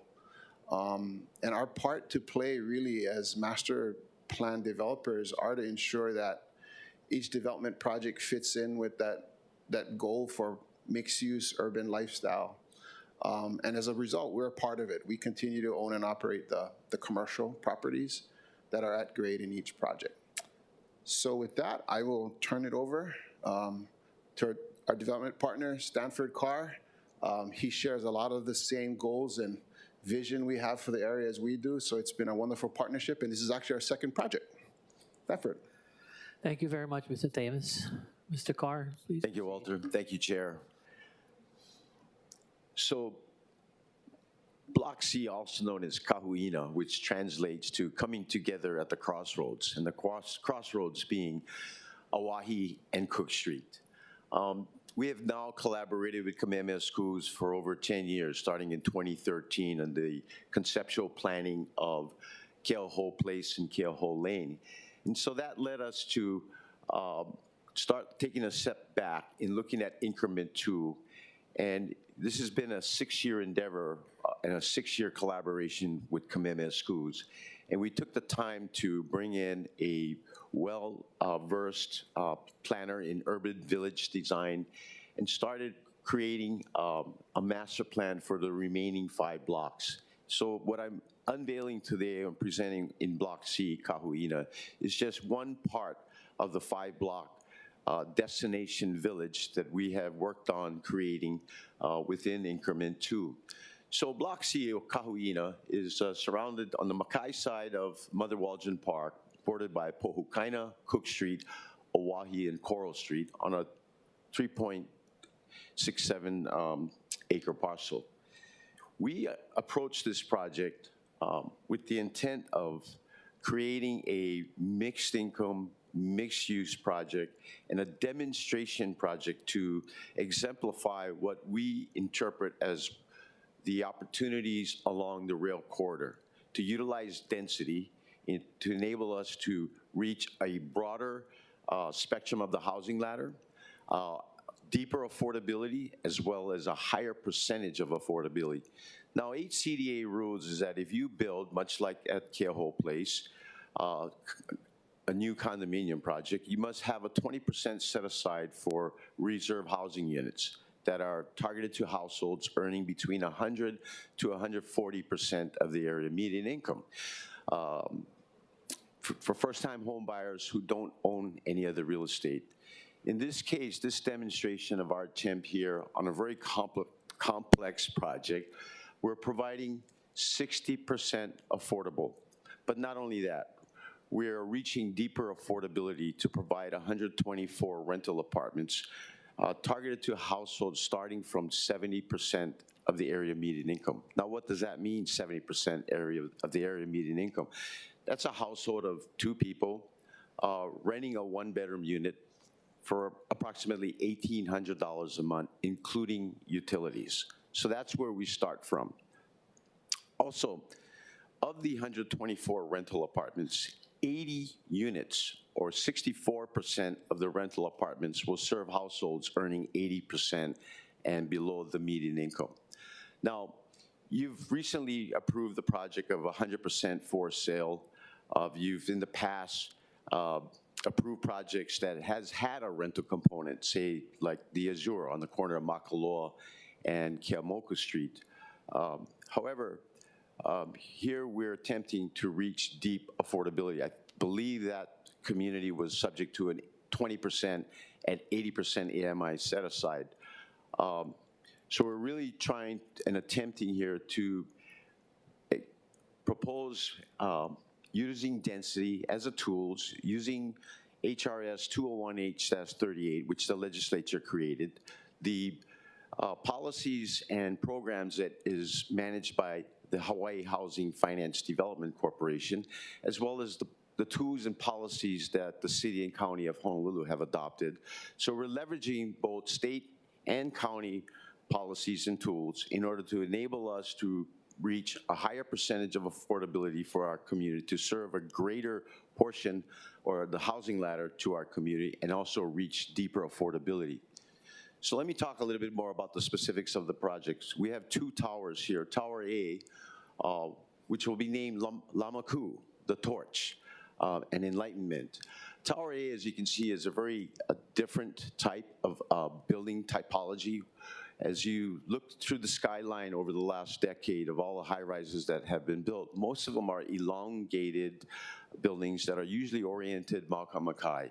We wanted to develop a more compact footprint, articulate the building and the architecture by stair-stepping back the upper floors so that you don't see so much vertical massing.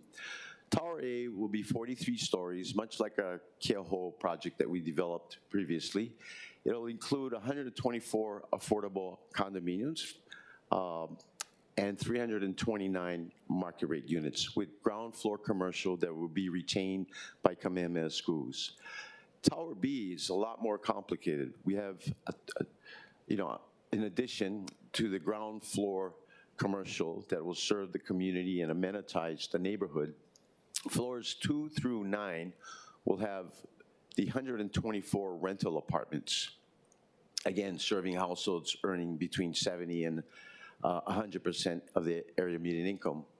On the 10th floor will be the recreation deck for the condominium association, and floors 10 through 32 will be entry-level condominiums serving households, first-time home buyers, serving households up to 140% of the area median income. In total, Tower B will offer 276 affordable for-sale condominiums and 124 rental apartments. Wrapping around the corner of Coral and Pohukaina, which I'll show you an elevation and the site plan soon to follow, is 12 live-work lofts along Coral and Pohukaina, a portion of Pohukaina. Across the street from Kahuina is the Takayama family, which is an industrial warehouse commercial complex, which they have no plans, immediate plans to redevelop. And so it's a little edgy. And so we thought, why not take this opportunity to create more of an edgy industrial type 2-story lofts that people could purchase to have a studio or a professional practice on the ground floor and live up above, or have the option of using the entire commercial condominium for commercial purposes. We're processing the entitlements through Hawaii Revised Statutes 201H-38, and we've used these tools, this particular statute, for over 16 years in a number of projects on Oahu as well as on Maui. 201H requires that 50% plus one of the units must be afforded to households earning 140% or less, and in the case of Kahuina, we're providing 60% affordable. The design plans that we contemplate in this community does not conform to the HCDA rules of 2000, I believe 2005, and they have not developed their TOD rules. And so they suggested that we process the entitlements through 201H, much like we had done the same with our development of Halekauwila Place that broke ground in 2012, and Halekewalo on the corner of Kona and Pihikoi that we broke ground in 2017.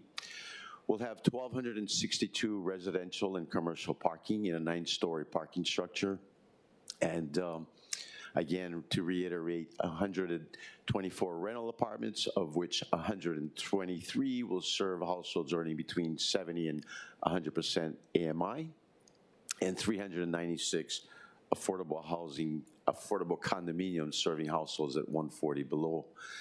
The exemptions that we requested in collaboration with HCDA, which was vetted and blessed and recommended to HHFDC, in which the HHFDC had a 4-action board meeting that unanimously approved our application, which is why we're before the City Council today for a resolution. So some of the exemptions of the HCDA rules were front yard setbacks along Coral Street and Pohukaina, open and recreation space, tower setbacks along Cook Street, public facilities dedication, exemption for all residential units, an FAR of 6.0, which is consistent with the approved plans of HCDA and Kamehameha School's master plan, an affordable housing program to follow under HHFDC's rules and requirements.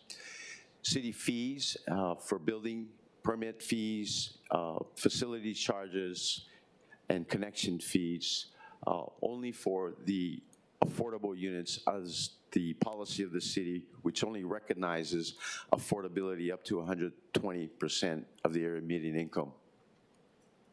And deferral of water and wastewater fees for the market units prior to the certificate of occupancy.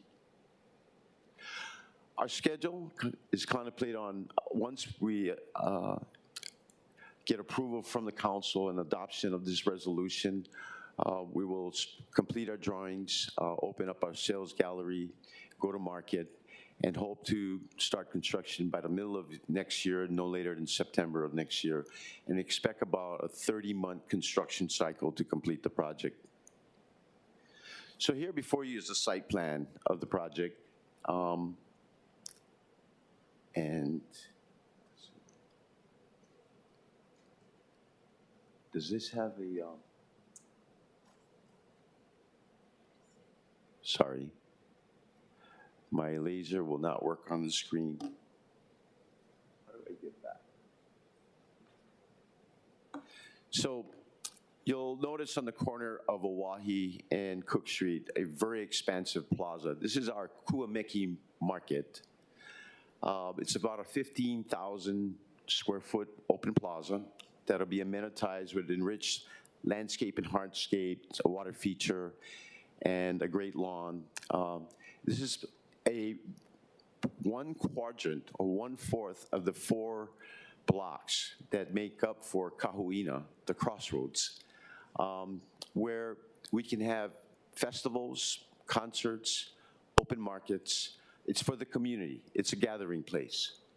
Along Cook Street, you'll see a generous 40-foot setback that'll be lined with double lines, canopy trees, much like what you see and now what we developed at Keoho Place along South Street, where we have a 35-foot front yard landscape setback, a very generous pedestrian pathway aligned with white shower trees that provide a lot of shade and make it very conducive for walking. The orange that you see within the footprint of the community is the ground floor commercial that we retain by Kamehameha Schools. The green indicates our ground floor lobbies, although the main lobby for Tower A will be on the 2nd floor with easy access to the parking structure.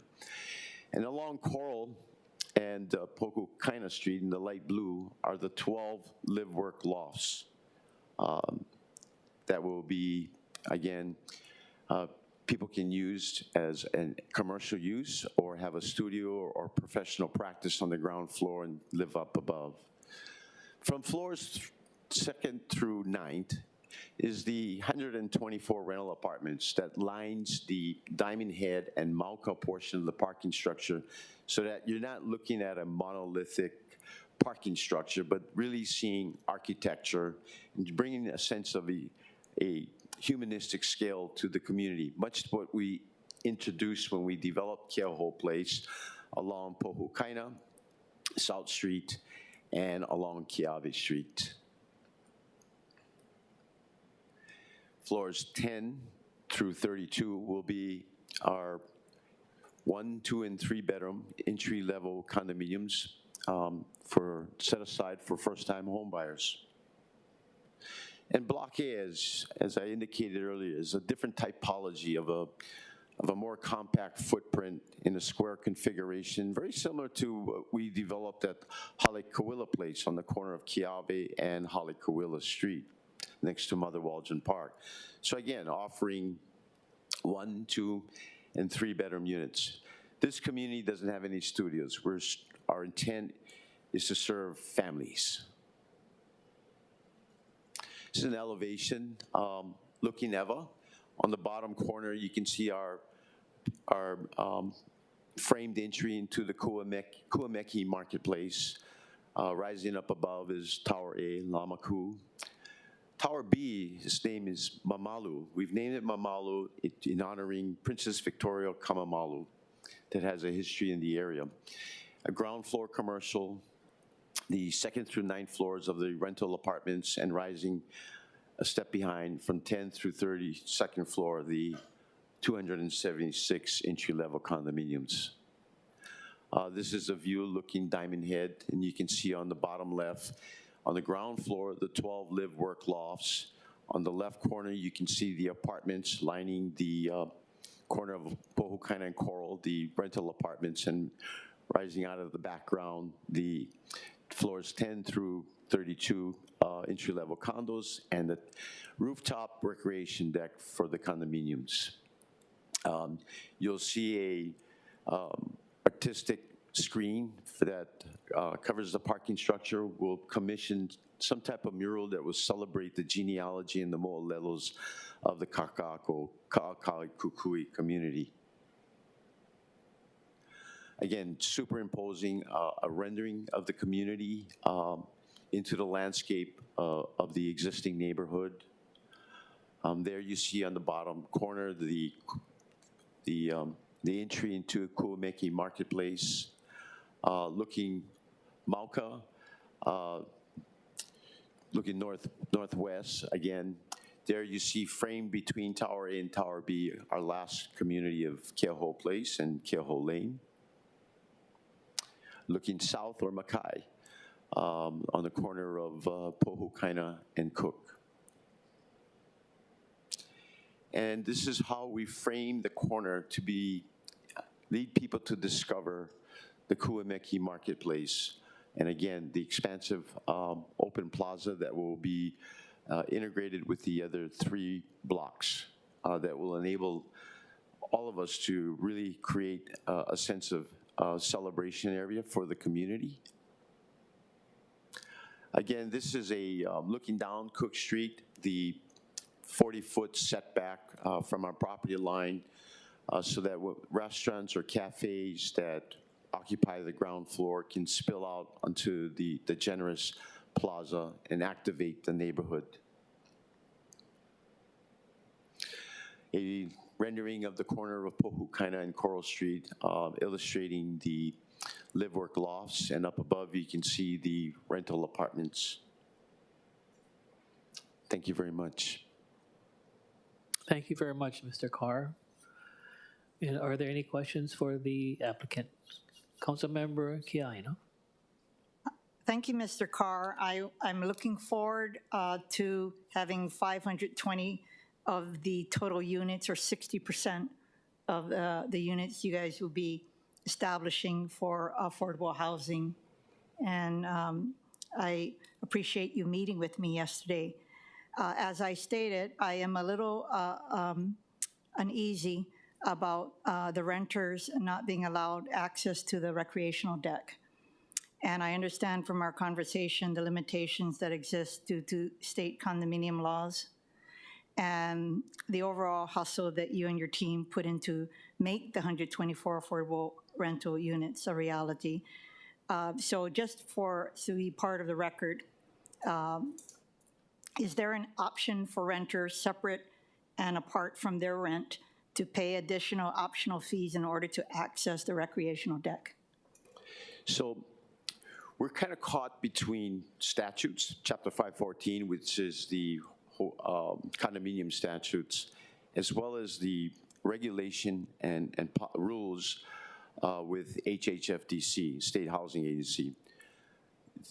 We would not otherwise be able to build these rental apartments within the tower and within this community if not for the legislature of 2022 that's earmarked $150 million in Tier 2 rental housing revolving fund loans. The legislative session of 2022 was an unprecedented session where the legislature appropriated $150 million for the Tier 1 rental housing revolving fund, which is a necessary gap financing that we utilize in developing low-income rental housing, utilizing the IRS Code Section 42 and 4% non-volume cap tax credits, along with private activity bond financing. Much like the tax credit projects, we're subject to the same regulatory oversight and constraints utilizing the Tier 2 rental housing revolving fund, which is created to serve the gap group households that make too much to qualify for tax credit low-income housing, meaning they make more than 60% of the area median income. Yet, you know, their options are very limited. Typically, the most accessible rental housing to find within the Kaka'ako district is an investor-owned condominium that is rented out. However, those rents can be increased subject to what the market commands, whereas these rental communities that we develop utilizing the 4% tax credits, as well as the rental housing revolving fund program that follows the same policies as the tax credit program, we're subject to limiting the rents to the incomes of the household based on household size and bedroom count, whether it be 1 bedroom, 2 bedroom, or 3 bedroom. So we enter into a land use regulatory agreement with the agency. It's recorded against the property. In part of our competitive application to apply for this Tier 2 gap financing, we checked the box committing these units to be set aside and maintain the affordability for 61 years, because that's the maximum allowed on the application. If it was 75 years, we'd check the box for 75 years. But we're subject to a compliance requirement that limits that households cannot earn more than 100% AMI. If they're falling within the 80% AMI category, which we've committed 80 units of the 124 units to serve households earning 80% and below. So we are subject to 1, annual audits, also random audits by Spectrum, which is a third-party contractor that outsourced, that HHSDC contracts which that randomly will come in to review the files and compliance to make sure and assure that the W-2s, the tax returns, the bank accounts are consistent with and verified that these households comply with the income limitations, and that no more than 30% of their adjusted gross income is used towards their rent and utilities. So if your desire is, why can't the renter households have access to the recreation deck? So the 124 rental apartments is a condominium unit, a commercial condominium. Think about it as a vertical subdivision. That is one commercial condominium consisting of 124 rental apartments subject to the land use regulatory agreement that's recorded. We need to get permanent takeout financing from a lender, preferably a Fannie Freddie Mac product. This is too complicated for a HUD financing. And so we must meet certain benchmarks and metrics with respect to the performance. So we're already subject to a 30%, the rent cannot exceed 30% of adjusted gross income, inclusive of utilities. The only way we could make these individual units have access and be a part of the condominium is to annex these individual units as opposed to having the 124 units combined. Well, the estimated common area maintenance of the association is approximately 85 cents a square foot. So if you have a 500 square foot one-bedroom apartment, that's a $400 a month maintenance fee. It would increase, the rent by 35%. But again, we're subject to this land use regulatory agreement. And that's why it doesn't work. I appreciate your clarification, and I look forward to this project moving forward. Thank you. Can I have Kamehameha Schools come to the podium? Sure. Okay, aloha. Aloha. As you could probably see from my previous conversation, I feel that my job is just to for the public to better understand why it cannot be done by the developer. But since you have commercial properties on the ground floor, I guess my question is, what options are you looking at to create recreational-like spaces for these renters on the bottom? For example, a gym perhaps, so that you don't have the challenges that you have for the developer. I also appreciated the preschool component in recent projects in Kapolei that I know that you guys helped with, one KS and the other one was a non-KS.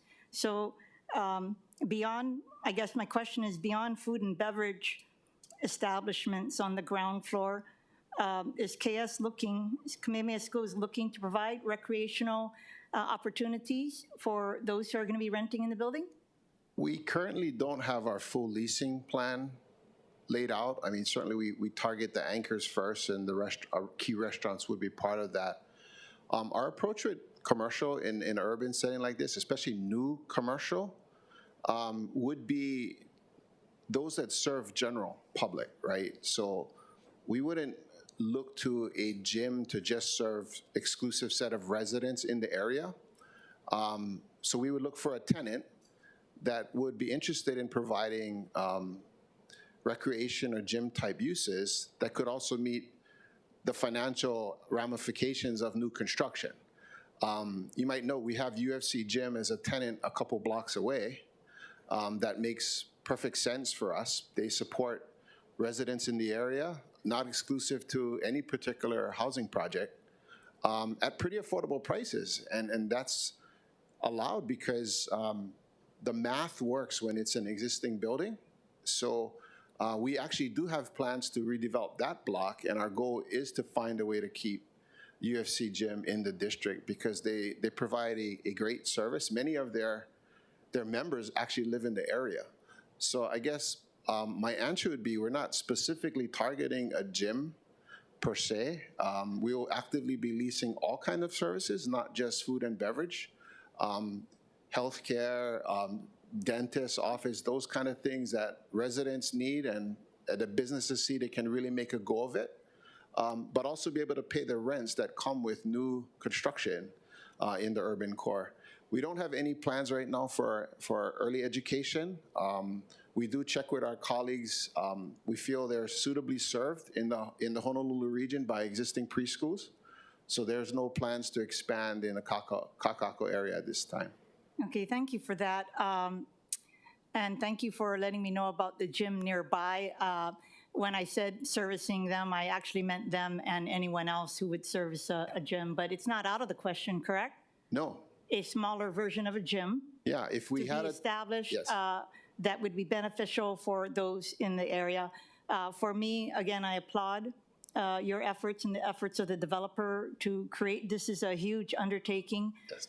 But just optics-wise, you know, yes. you have someone coming home and renting, and then they see all of the recreational activities on the 10th floor that they don't have access to, and yes. So just as a matter of looking after opportunities for them, I was just trying to throw that out there, okay? I understand. And I also like to point out, we also have Orange Theory at SALT. We were able to make that deal work. So we actually have 2 gyms in the immediate area. Okay, thank you so much. Okay, any further questions for Mr. Carr? As we Chair, yes, yes, may I? yes, please proceed. Committee Member Kiaina, your question to Walter provokes further thought that I could share with you. So, 4 years ago, we purchased 6 properties consisting of 1,221 apartments from the Hawaii Housing Finance Development Corporation. 3 of those properties were 3 high-rises in Kaka'ako, Pohulani, Kauhali Kaka'ako, Kamakei Vista. Now, those were developed by the state 30 years ago, and they have some amenities. Pohulani has a pool up on the rooftop deck. Kamakei Vista has a basketball court, barbecue areas, playground, and a fitness area, outdoor. In our part of our $85 million renovation of the 6 properties, we actually made fitness centers, built fitness centers in Kauhali Kaka'ako and Kamakei Vista. But what you brought up as an issue provoked me to think about it, that, you know, with adding this property here, this 124 rentals, and we have a nonprofit organization called Komahali Services. That's its executive director is Pam Whitty Oakland. It used to be the director of community services here for the city and county of Honolulu. So we provide all of our residents with outreach, with services to enrich their lives. So having, with the addition of Kahuina and the rental component, we will now have approximately 1,300 units in the Kaka'ako neighborhood of rental apartments, affordable rental apartments. Because those rentals serve households that we own at Halekiwala from 30% AMI to no more than 100% AMI. But we could use that, a number of units, as leverage to reach out to a UFC, to a fitness center, to offer a special rate to our residents. Because what you need is economies of scales. 124 rental apartments cannot justify a recreation because of the cost to maintain. But when you have a community of nearly 300 apartments, you can then amenitize it with, you know, a pool, a tennis court, a playground area, and so forth. So I offer that as a response. Thank you, because while we were talking about that, I was thinking about that. And so if you do it for them as well as others, yes, other projects, that would be terrific. Great, thank you. Any further questions for the developer? If not, thank you very much. Thank you. Next, we'd like to call upon the Director of Department of Planning and Permitting, Ms. Apuna. Thank you, Chair. The department is supportive of this project to provide affordable housing, but it is an HHFDC project that DPP does not review. Okay, thank you very much. Do we have anyone from HHFDC? Would you like to say a few words on behalf of the corporation as a state agency?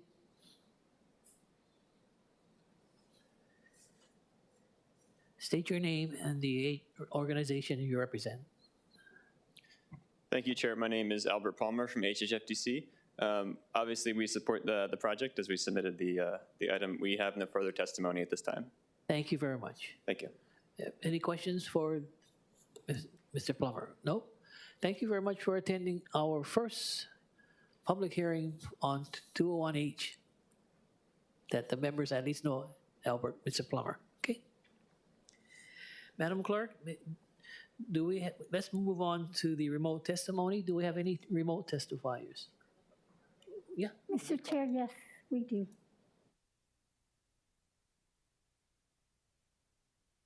Is there any remote?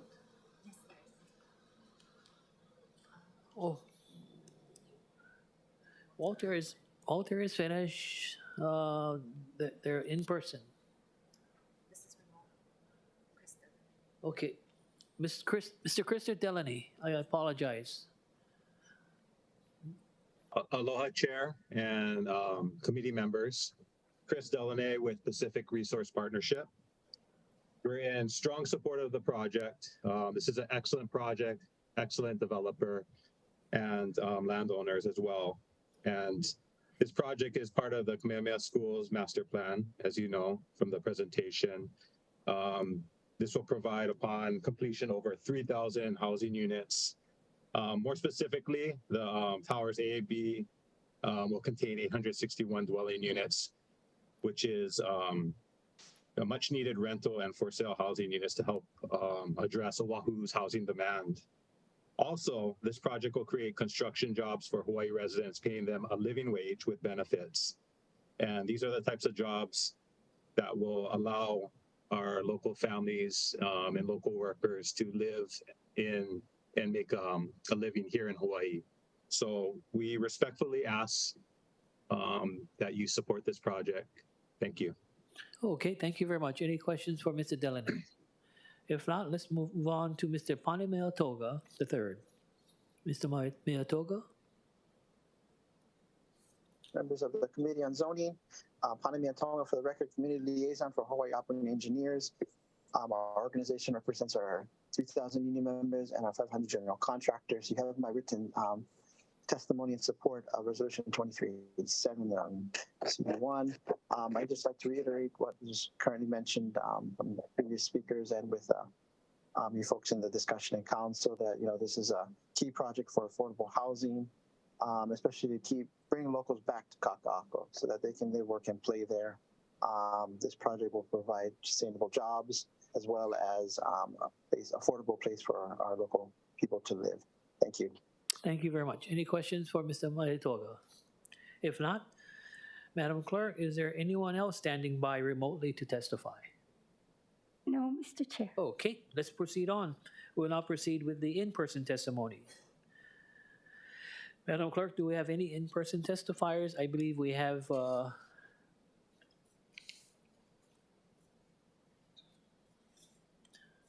Mr. Clyde Hayashi.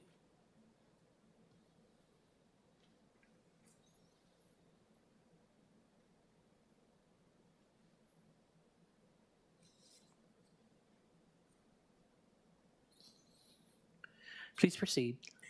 Hello, hello, Chair Say, Vice Chair Dos Santos Tam, and members of the committee. I'm Clyde Hayashi, testifying on behalf of T. George Paris, Managing Director of the Hawaii Ironworkers Stabilization Fund.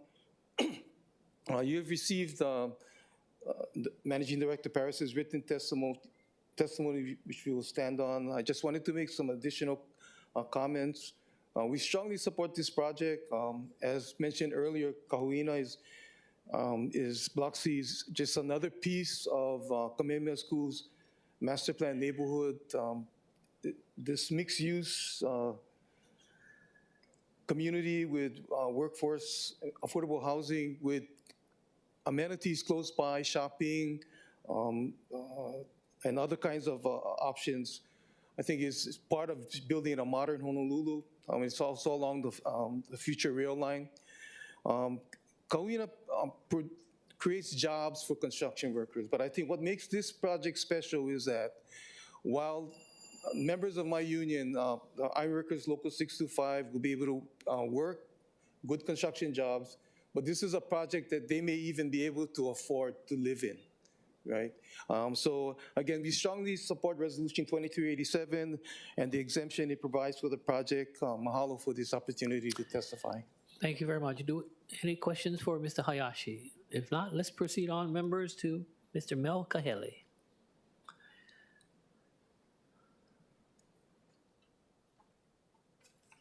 Thank you. Chair Say, representatives of the council. I'm not going to repeat what my colleague just said, but I am with the Ironworkers Local 625, but it's going to create jobs. Okay. I think I'm going to speak on behalf of me being a member of the community, born and raised here in Honolulu. Family members living up in the mainland couldn't afford living here. It's going to provide a lot of affordable housing units. And I believe with my two granddaughters that are school teachers that have moved up to the mainland so they can make decent wages and afford a place where they could take their families and live. Two of my grandsons, one of them up in Texas, one of them up in Seattle, Washington, they had to move out because they couldn't find a place here to live, someplace affordable. And I think with these units that Stanford Carr and Block C is going to provide that's affordable, maybe some of them, of my family members, are able to come back home and find a place where they can actually afford and live back home with their families. Thank you. Thank you very much. Members, any questions for Mr. Kahele? Mr. Kahele, can you guarantee me that your 3 grandchildren will come back? I'm not going to guarantee you, but I think there may be an opportunity for them to come back. Thank you very much. And one more statement, if I may, Speaker. Yeah. I mean, excuse me, Chair. You need to read this Christian Science Monitor. It's very interesting how many Hawaiians are actually living here and how many Hawaiians have moved up to the States. 309,800 Hawaiians actually live in Hawaii. 370,000 Hawaiians are living up in the mainland because they cannot afford a place here in Hawaii. Thank you. Thank you very much for that excerpt. It's excellent. Okay. Next, we have Mr. Nathaniel Kinney. Nathaniel Kinney on behalf of the Hawaii Regional Council of Carpenters. It's a really tough act to follow, but I'll try. We're in support of the resolution and the project. As was said before, it's the mixed use, mixed income, both rental and for sale in town. So this is a great location, and I think it was said that they're providing even more affordable housing than is necessary, than is required by HCDA. And then again, this project utilizes both a mixture of both state and county incentives. So I think when you look at the project on the whole, it's got all of these things that are lining up, and we just hope that you guys support it as well. Thank you. Thank you very much. Any questions for Mr. Kinney? Okay, if not, Madam Clerk, are there anyone else here in person wanting to testify? If Mr. Chair, there are none. Okay, thank you very much. Members, at this point in time, we are in discussion. Any discussion on this particular measure? Mr. Carr and Kamehameha School's development plan is the overall master plan that they're trying to achieve. If there is no discussion, the chair would like to recommend that the Resolution 23-87 be amended to the CD1 listed on the agenda addendum OCS 2023-05/19, at 5:15 p.m. Any discussion, any objections or reservations? Hearing none, the resolution has been amended to a committee draft 1. The chair then recommends that Resolution 23-87, committee draft 1, be reported out for adoption. Any discussion, any objections or reservations? Hearing none, so ordered. Thank you very much. Best wishes to you, Kamehameha Schools, along with Mr. Carr. Okay, moving on to item number 6. Resolution 23-83. This resolution authorized exemptions from certain requirements pursuant to Chapter 201H-38 Hawaii Revised Statutes relating to the development of the 690 Pohukaina Affordable Rental and Mixed-Use Project, a high-rise project on a 1.5-acre portion of 2.17-acre site located at 690 Pohukaina Street in Kaka'ako, identified as Tax Map Key 12-1-051:041. Members, for all of you and the general public, a presentation of the project was made at the committee's meeting on May 3rd of 2023. At that meeting, your committee postponed action on the resolution to take the matter under advisement. We have posted to the agenda a proposed committee draft 1 version that is OCS 2023-0446/5/18/2023 at 9 9:19 a.m. of the resolution. For your information, a summary of the amendments is listed on the agenda. I would like to share with all of you that at this time, I would like to call a representative of the applicant. You have requested an amendment to the fifth whereas clause relating to the HHFDC's award of a rental housing revolving fund Tier 2 loan for Phase 1 of the project. Mr. Mo, can we get confirmation on the record that the 342 units proposed to be rented to households earning 120 or below of the AMI will instead be rented to households earning 100% or below of the AMI for the 62-year period that the rental housing revolving fund restrictive covenants remain in effect? Is that correct? That is correct. Okay. The next question, you have also requested an amendment to provide that minor modifications to the design character or specification of the building or landscaping may be approved by HHFDC if such modifications are consistent with the prevailing neighborhood character. Could you explain that to the members at this point in time? Very, very short.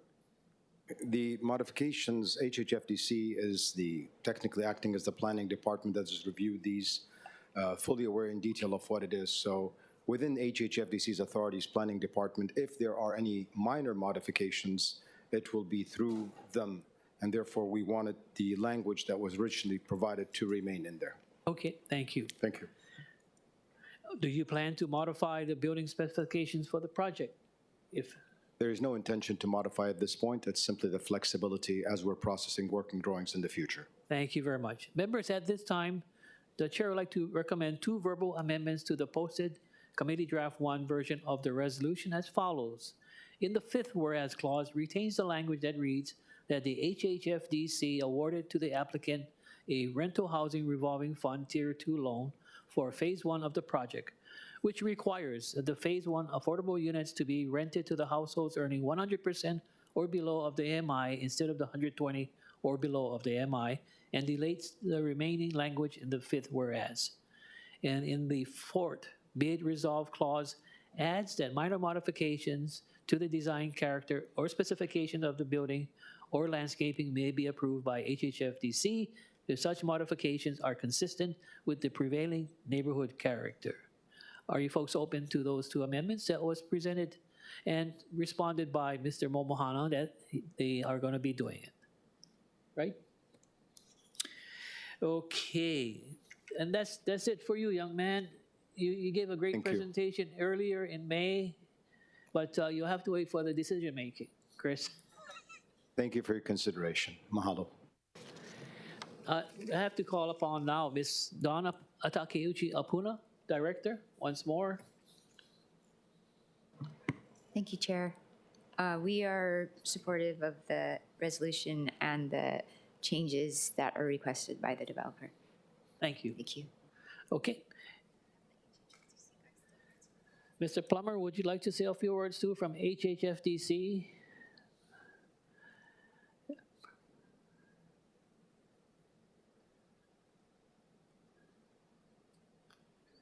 Thank you, Chair. As you mentioned, they gave a presentation at the previous zoning meeting. This is a request for proposals project initiated by HHFDC where the land is owned by the state. And we support the project and have no further testimony. Thank you. The chair just has one question. Are you quicker than the council or you guys take a long time in processing the applications? No comment. Okay, thank you very much, Mr. Plummer. Thank you. At this point in time, we'll now proceed with remote testimony. Madam Clerk, do we have remote testifiers? Yes, Mr. Chair. Okay. Mr. Christopher Delaney. Testifier logged off. Okay. Mr. Pani Miatoga III. Hi, aloha chair, members of the Committee on Zoning, Pani Miatoga. For the record, Community Liaison for Hawaii Operating Engineers Industry Stabilization Fund, here representing our 3,000 unionized members and our 500 signatory contractors. Just wanted to, you have our written testimony in support of Resolution 2383. And we also support the CD1 with the changes and amendments you guys have discussed today. As mentioned previously in May, another good project here to help develop Kakako's master plan to bring locals back to Kakako to live, work, and play. Very excited to see this project move forward, and we appreciate your support. Mahalo. Okay, thank you very much, Mr. Miyatoga. Is there any, members, any questions for Mr. Miyatoga? If not, may we proceed on? Mr. Nathaniel Kinney, wait, hello. Do we have any further remote testifiers? Mr. Chair, there are none. Okay, great. Let's move on now with in-person testimony, and we do have a person, Mr. Nathaniel Kinney.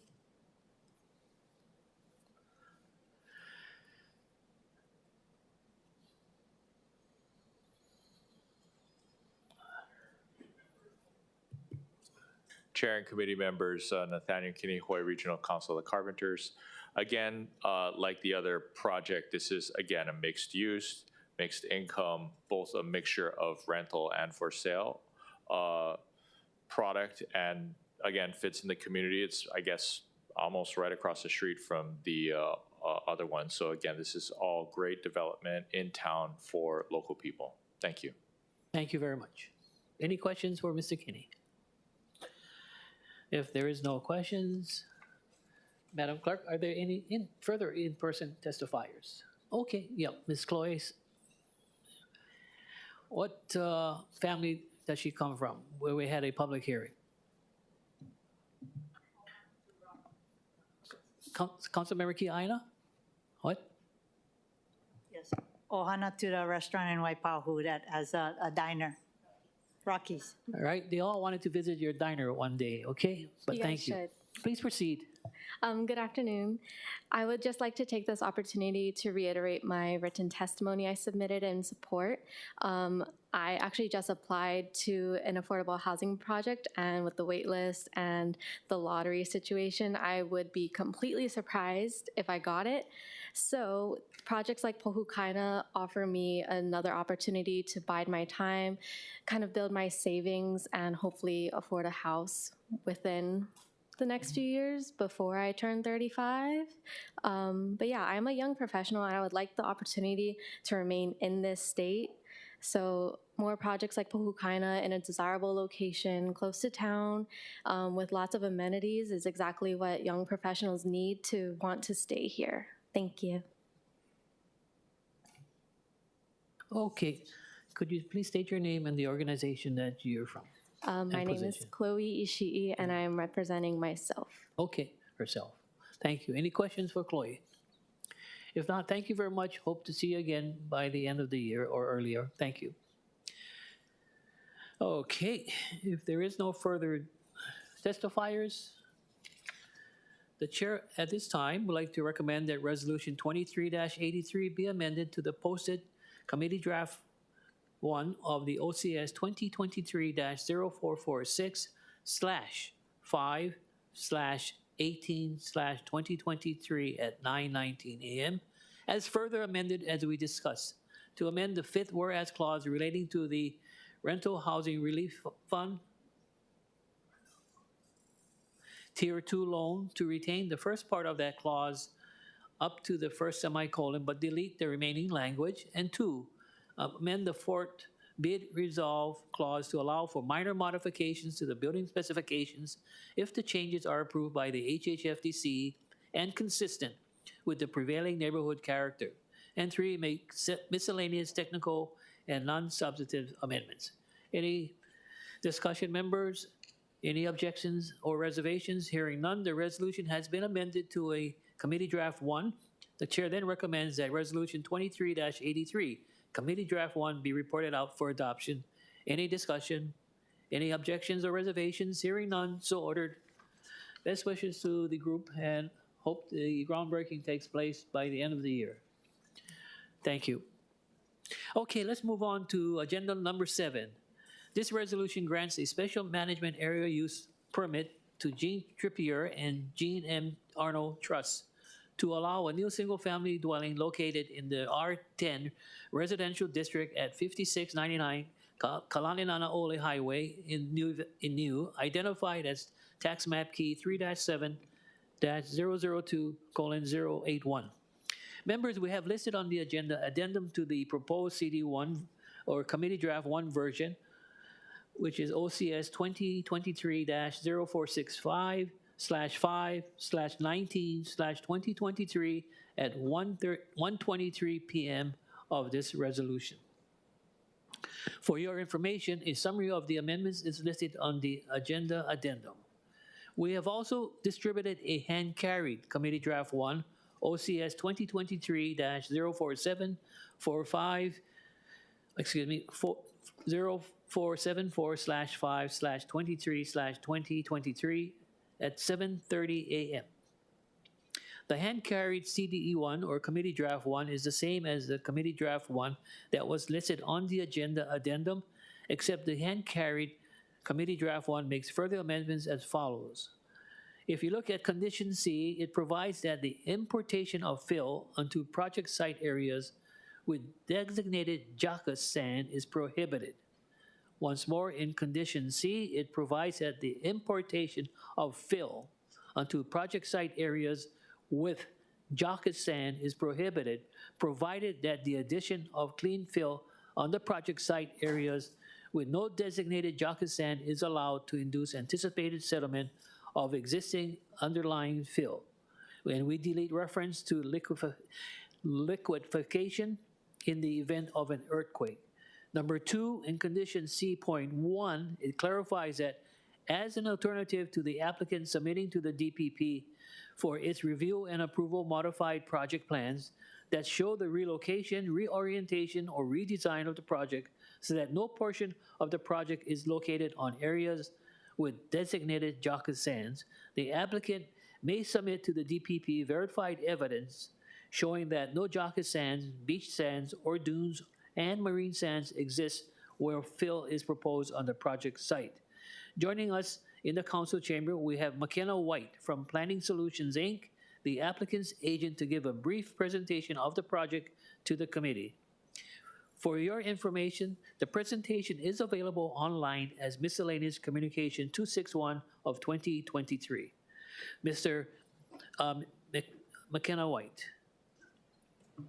Mahalo, Chair, members of the committee, all the public. My name is McKenna White. I'm a planner with Planning Solutions, and I'm here to present the Arnold Trappier Residence Project at 5699 Kalaniana Ole Highway. It's in Niu, Oahu, Hawaii on TMK number 37281, and this is in support of a special management area permit major. For some regulatory context, we have prepared an environmental assessment under revised ordinances of Honolulu Chapter 25, which are the special management area rules. Scoping letters were sent to interested agencies, organizations, and individuals on January 26th of 2022. The draft environmental assessment was published on May 8th of 2022. The final environmental assessment and the finding of no significant impact was published on November 23rd of last year. And a project presentation was made to the Kuli'o Kalani'iki Neighborhood Board on August 4th. Finally, a public hearing was held in support of the Special Management Area Permit application on March 9th of this year. Just to orient you, the project is located in East Honolulu, right off of Kalaniana Ole Highway on Maunalua Bay. If you're driving east towards Hanauma Bay, it's right before Niuiki Circle. It's the very last parcel. Dialing in now, this sort of shows the reason we're all here, which is the crosshatch pink is the special management area. And as you can see, the parcel outlined in red is located completely within the special management area.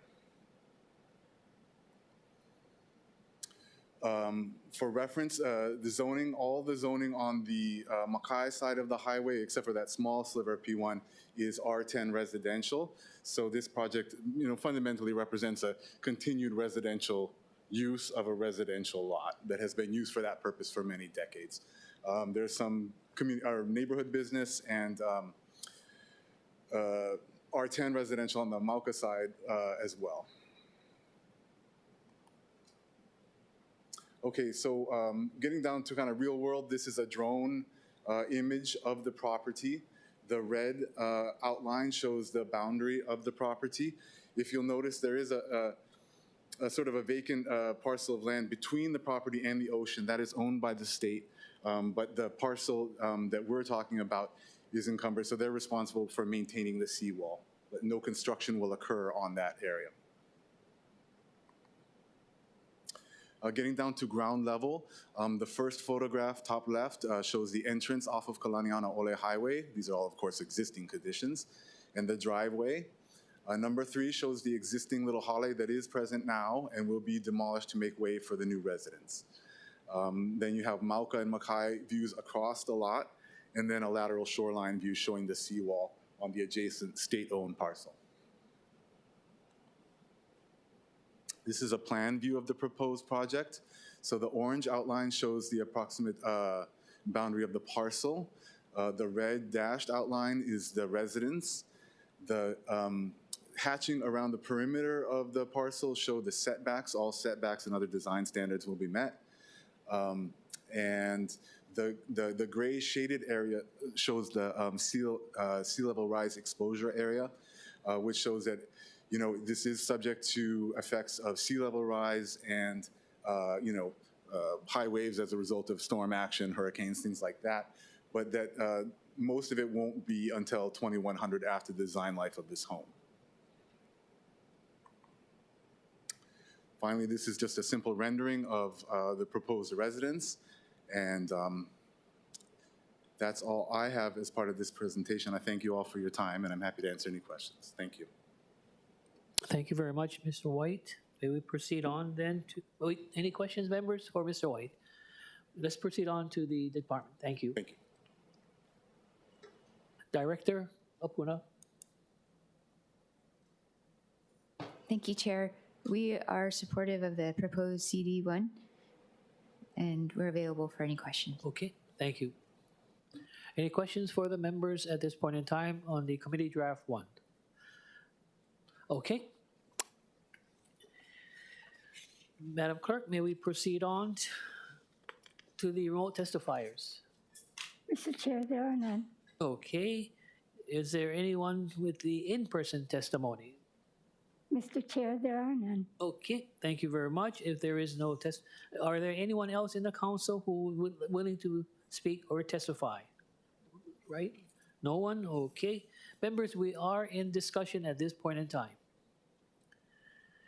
Mr. White, the chair has just a question in regards. Come on up.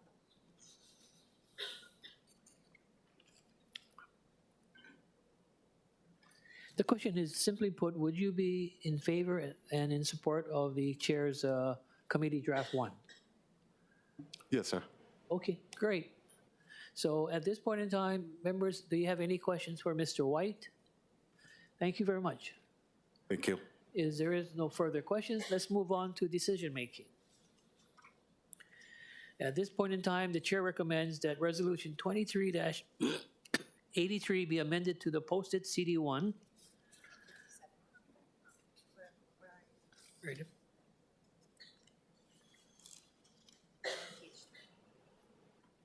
Oh, I'm way behind, right there, yeah. Excuse me, I apologize to all of you. The chair would like to rescind what I just stated, and this is the motion for adoption. The chair recommends that Resolution 23-57 be amended to the hand-carried committee draft 1, which I stated for the record, which was the OCS 2023-0474/5/23/2023 at 7:30 a.m. Are there any discussions in addressing the Jakusen? If there is no discussion, objections, or reservations, hearing none, the resolution has been amended to the committee draft 1. The chair then recommends that the Resolution 23-57 committee draft 1 be reported out for adoption. Any discussion? Any objections, reservations? Hearing none, so ordered. Okay. So members and the general public, this concludes our business for today. I wanted to say thank you very much for your presence, members of the committee. And I'll probably see you folks tomorrow, right? Planning committee. Okay, adjourn.